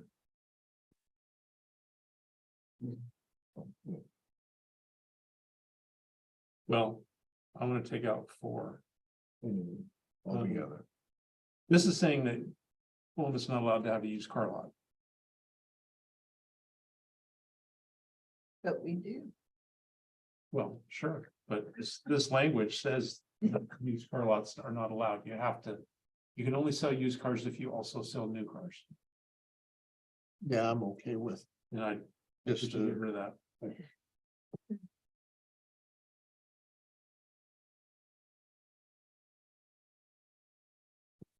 Five is just a.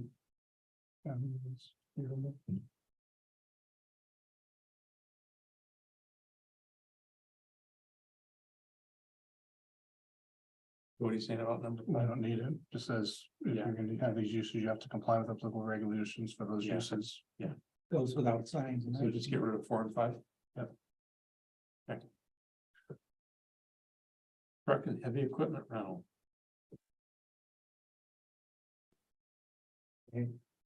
I think we strike 2 because I've never seen a truck and heavy equipment rental place that didn't park things in the front yard. Yeah, if you look at Philomath rental. More than half, a lot of their stuff out there is heavy equipment.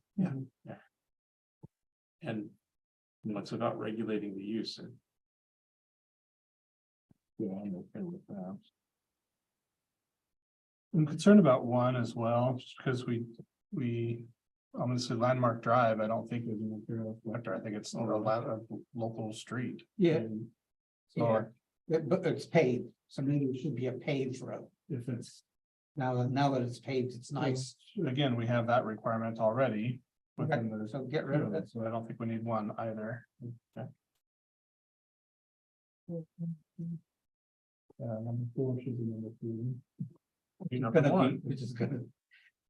Will be number 1 now, yeah. Numbers, Those provisions already. only.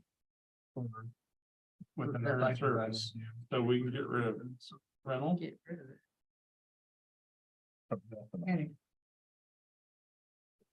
You wanna get rid of any repair or service inside the building, every other occupancy that we're using service and we're making a comment of it.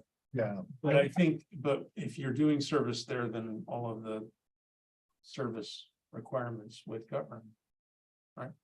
Yeah, but you're gonna do service, because all that equipment requires periodic maintenance. So if somebody said, I'm gonna have a rental facility, would you always have the question of service on site? No, it's a given. Well, I would think that would be a given. Yeah. Yeah, so that's why I would leave. some- well, But but if you, it's a given, then you would say, well, Right. you're gonna be subject to all of the service requirements. Okay, I mean, does it, Or do do you you, have it say that it has to be serviced inside? in the service facility stuff that we just went through, yeah, it does say that. Yeah, but we would have to look in there if you're doing property equipment rental and not automobile service. Or, you know, you may not be looking in the, or being referenced, I- a motor vehicle, major engine. because they're not motor vehicles technically. For this section, so. Yeah. Yeah, leave it in there. Can we change the title, rather than truck and heavy equipment rental, just make it, vehicle and equipment rental? Because if somebody's repairing lawnmowers. Yeah. Doesn't matter to me whether it's a, truck or lawnmower. Oh, I see. It's in there, like, we'll have to comply with all other aspects of the development code. Yeah. Yeah. We get through truck stops, we're gonna have to take a break, because I'm gonna get silly. Oh, I was. To the end of the section, and I was gonna say that we're about 1/3 of the way in and 2 hours in, so we're on track to be done by midnight.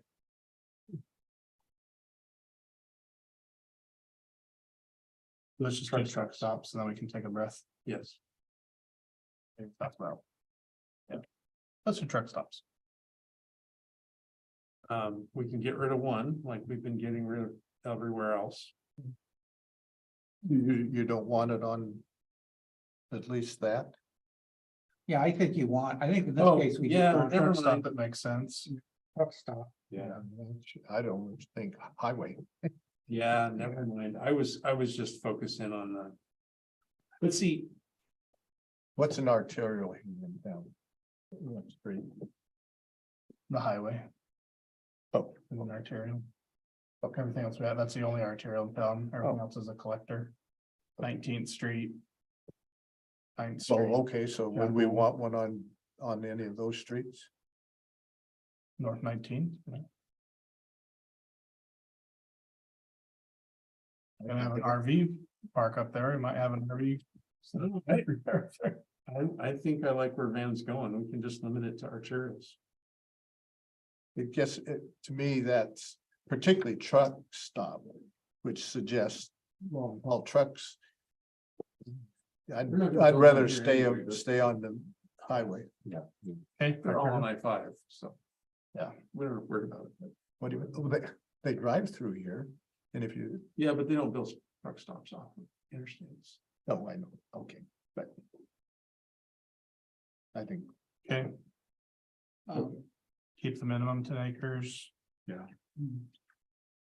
Number 5 starts talking about the surfaces and drainage and everything else. There's probably other standards that are already in place to Yep, cover it all is.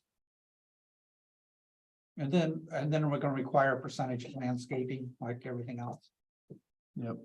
And that's just informational because that's covered someplace else, right? so we're taking that off, number 5. Like we number 5, number 6 is good. Have the pumps backed away.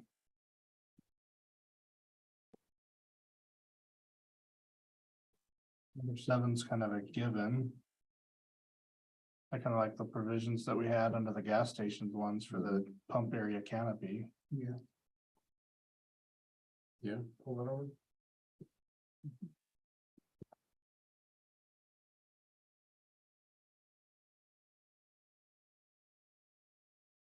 And the accessory uses. I mean, that's a given, isn't it? as it says, it'll be, Those comply with all laws. I mean, that for all the other regulations. And I've never thought of a hotel being an accessory use. Yeah, well, anymore, especially there's camping there.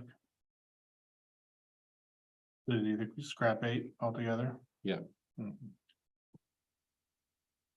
The only, the only reason I would leave it would be to avoid the argument that, well, we're doing a truck stop and it's got a restaurant and everything else, but the site plan is just for the truck stop, and then they're not doing a site plan separate for the restaurant that's a separate building maybe, but on the truck stop. Require a site plan for a restaurant? Absolutely. Okay, so then you're gonna still be required. For the truck stop. That's what I'm saying. If we leave 8 in here, it's an accessory use. That Yeah. you need to go and get a separate. Yeah, Separate okay, site plan. yeah, leave it then, say. The lawyer wants it there.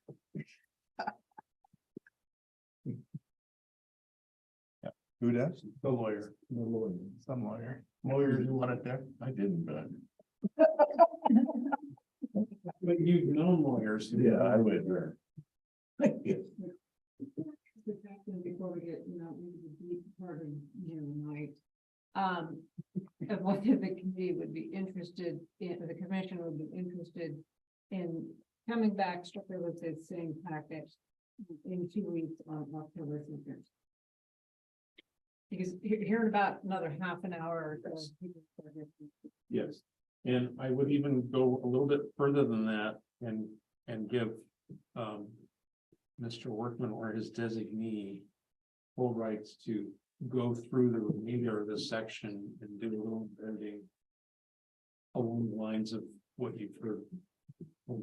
So to speed up the process. Yep.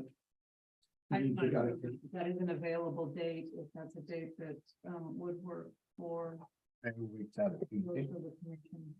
Tuesday. Commissioner Barlam's looking at his calendar. You said Monday or Monday? Monday. Yeah, I can support that. But I would, Yeah. What are we still thinking about having a hearing in October? On the 16th. I'd rather us wait till November and make sure we got our act together. I mean, it is just taking longer than anybody anticipated, and I don't want us to rush into it and not be ready. That would be my suggestion.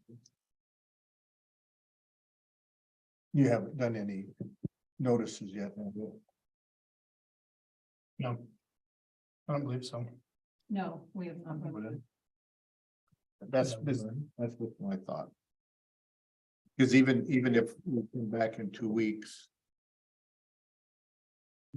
That's only gonna give staff's 1 right now, 2 weeks to pick up all the. well, there's that comments. too. And that's not fair either. Well, even if we finish. Right. this, I'd like to be able to go back and say, okay, one last look, I'm with you. on that sort of thing. Yeah. Because, and we're probably not totally on the map yet even. Ready. Oh, no, the maps. Not with the hearing, really. I mean, it's gonna be available, but we're not making any. That helps us see what we're talking Yeah. about. Yeah. The public will want to see the maps for sure. Speaking of that, we need to build in time before the public hearing. And obviously the outdoor opportunities are diminishing. Yeah, I think it would be an excellent idea to have something like an open house that would get us a little press that would increase the attention to the public hearing. That, I think I like that idea. I mean, I know we had all sorts of other ideas. Yeah, there is so much new material here that, Yeah, no, it's nobody's fault. It's just taking us, it just takes time. Well, and there's probably a number of unintended consequences buried here that we have not seen, and we need to give everybody a fair shot at taking a look at their particulars. But yeah, so maybe November might even be early. Is there any direction from council or any requirements that we do this within a particular period of time? Other than we are trying to expedite it as quickly as possible. No, I don't think it's as quickly as possible. I think that we don't want to see it stall, right? We don't want the effort to lose momentum, which we Right. have still. I think that there's a pressing desire to get into residential and make some changes in residential, so we can offer some different housing types and things. But I'm talking about the overall process, not just what we're dealing with now. And I'm very pleased with the progress of it's going into it and everything, so I'm happy with where we're at. I agree, it's maybe taking longer where we thought it was gonna be, 5 months ago, but there's a lot to it. There's definitely a lot to it, so, and I appreciate the careful attention the commission's giving to it, because I think that's gonna pay dividends in the future, right? Every little bit that we're going through now is, 5 matters of testimony that aren't gonna get brought up when we get to the hearing, because we've already eliminated things that this doesn't make sense to me. So I think this is time well spent. It's just gonna take some time. Ruth, do you have any thought from the council perspective? Because it's council's money. Encouraged. So if we're gonna meet in 2 weeks, that gives me about a week really to get a packet put together. Which is fine. I'll hop on this week and have something for you. I would just encourage to do take some time, knowing that I'm working on it this week. If you could work on this week as well, highlight section's gonna jump out to you, and maybe we can be a little bit quicker on going through stuff. And again, I think we were pretty efficient with the time we had tonight. Yeah, I guess it'd just been my thoughts, and maybe it'd be helpful if you do have notes and things. Send those to me in the next couple of days, and I may be able to incorporate some of those thoughts or concerns when I'm going through and doing the review. As opposed to putting it out there and taking it 2 weeks from now and then do it again. So if you do have things, or you've already gone through something, just scan it. It doesn't, just scan it, send it to me. And let's speed things up. I would like to hear if anybody has something they would really like to speak out loud about any of the rest of the sections. Is there anything in particular that is a big issue or need, or just more of the same? Gonna take a break. Well, We're good. we're at 2 hours. There have been previous requests to limit ourselves to 2 hours. I think I have, from my perspective, I've got plenty to work on, and I do think I can thin through some of the other stuff. Before we have a in-depth discussion about each of these sections. There's some of the things are reoccurring in each of the sections that I can eliminate. And I'm gonna look at the organization just a little bit different. It's organized between. So. I think what you'll see in a couple weeks will be significantly different than what you're seeing right now, enough to where. I think it'd be better well spent to let me take a shot at it. Can I ask, does the commission want to see it redlined? Yeah, I can do that. I take the current version and whatever changes. That would help a lot. Yeah, we should. Back with the product that you want to Yeah. see. And then these sections that have been discussed to be deleted, that we redline them as strike through. And I would even ask Chris, if it goes beyond to the point we're going, where we've gotten to tonight, or we don't stop where we get to tonight, that you redline anything that you made changes there as well. Yep. Because that's been a frustration of mine too, of getting a document a second time and dig into it to figure out what's changed. Well, I will also add page numbers, because that will be. Yes.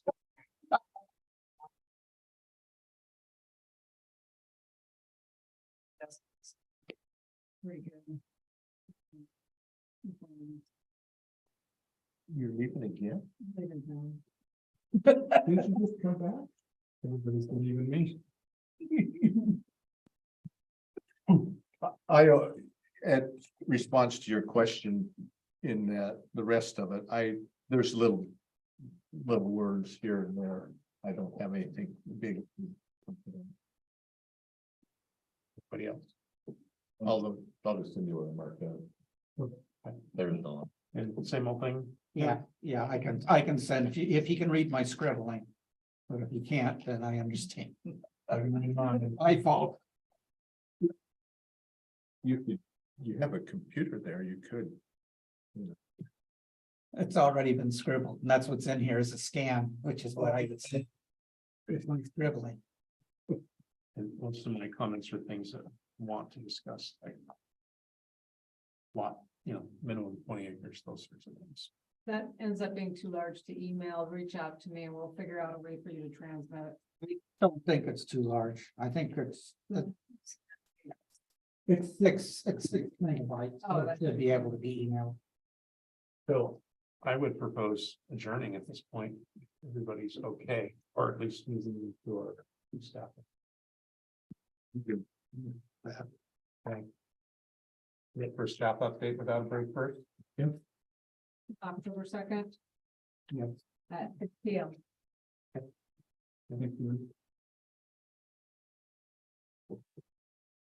Any questions on the staff update that was in the packet? There. Very last page. Yeah. I just want to thank Leilani and Ruth for putting the bill issue numbers together. I don't want to take any credit for that. They do that every month, just to give you an idea, kind of calculate what's been done and give you an idea, and then the narrative in there. Sometimes they help populate that as well. And I want to thank her as well because she does this every month now. She goes through and does the building permit count and I think that's interesting information for y'all to have. Oh, yeah. She's a huge help. What's happening on that lot? Just east of the Citizens Bank office. That is the winery tasting room. Oh, it is. Okay.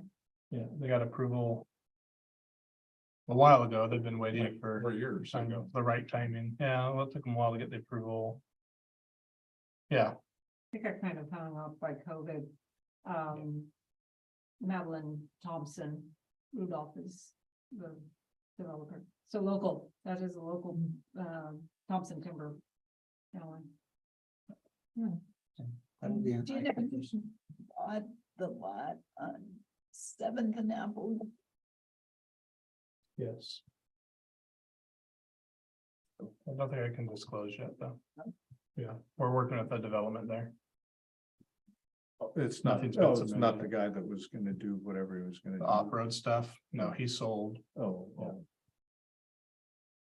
I wondered why that happened. And the barbecue place property or whatever, that's on the market too, across from the library. We're not proceeding with that.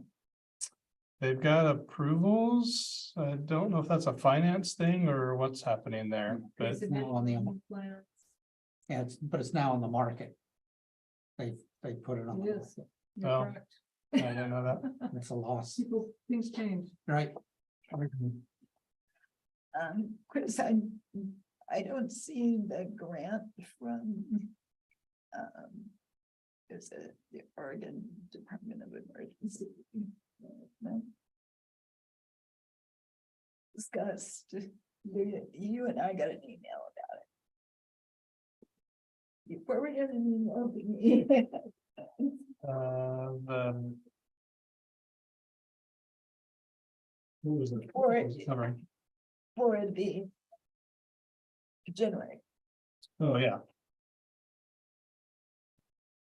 Yeah, I wouldn't know, put something like that in here, but yeah, we've got a grant that we're working on for a new generator that'll support the pumps at Starlight. To provide backup power there when we lose power. And that'll be all the pumps that are there, both the fire pumps and the domestic, or is it all one system up there? It'll be enough to support all 3 pumps that are there, yeah. So at this point, we've got it. Actually, just last week. The engineer that's working with Public Works on that took a look at it and they've determined what the specs are. And they're supposed to be getting back to Kevin on what we need to order. And we'll get that there. City Council's prioritized funding to get that done as soon as possible. The preliminary conversation we had with the engineer that does these types of systems, looking on the generator for the treatment plant. So it's that same firm. They said this size, they can be as much as like a year out. Just because everybody's buying generators right now and ordering generators right now with all the fires in California and Oregon, everything. So it may be a little bit before we actually get it delivered, but we are proceeding to know what it is and get it ordered and move forward, get it installed. It's not unusual for generators to be a year out. And that's no big surprise, at least to me. It just reminded me of something, but I'll mention later. Any other questions? Happy to answer. Get anything else going on? We are, I guess, just update, we are doing interviews for the new planner on Wednesday. I think I mentioned that earlier. Jokingly, but we've got 3 candidates that we're gonna be interviewing. We're looking to still contract some planning services out to Dare Village, so the city manager in that Dare Village, that's gonna join us on the interview committee, so that'll be good. Will he be our employee or? We are employed, we'll Not contract with county. the Dare Village. Yeah. Yeah, the county gave nod that they wanted to go away from the current agreement that we had with them, so. I guess I will make one comment. I was, when the mill was sold to this Interfor, I'd never heard of it before, and I didn't look into it. But I was just up at Estacada, and there's an Interfor mill up there. So maybe they bought several different ones around. It's a national, Is it? A Canadian company. Oh. They bought several. or across the nation, yeah. Oh, okay. It was just interesting. Oh, that's not the only one then. Yeah, no, they're a very large outfit. So, yeah. Right. Meeting adjourned. Thank you. I was. Well, it has to be sized for it. When I was still working at OSU, I bought a $50,000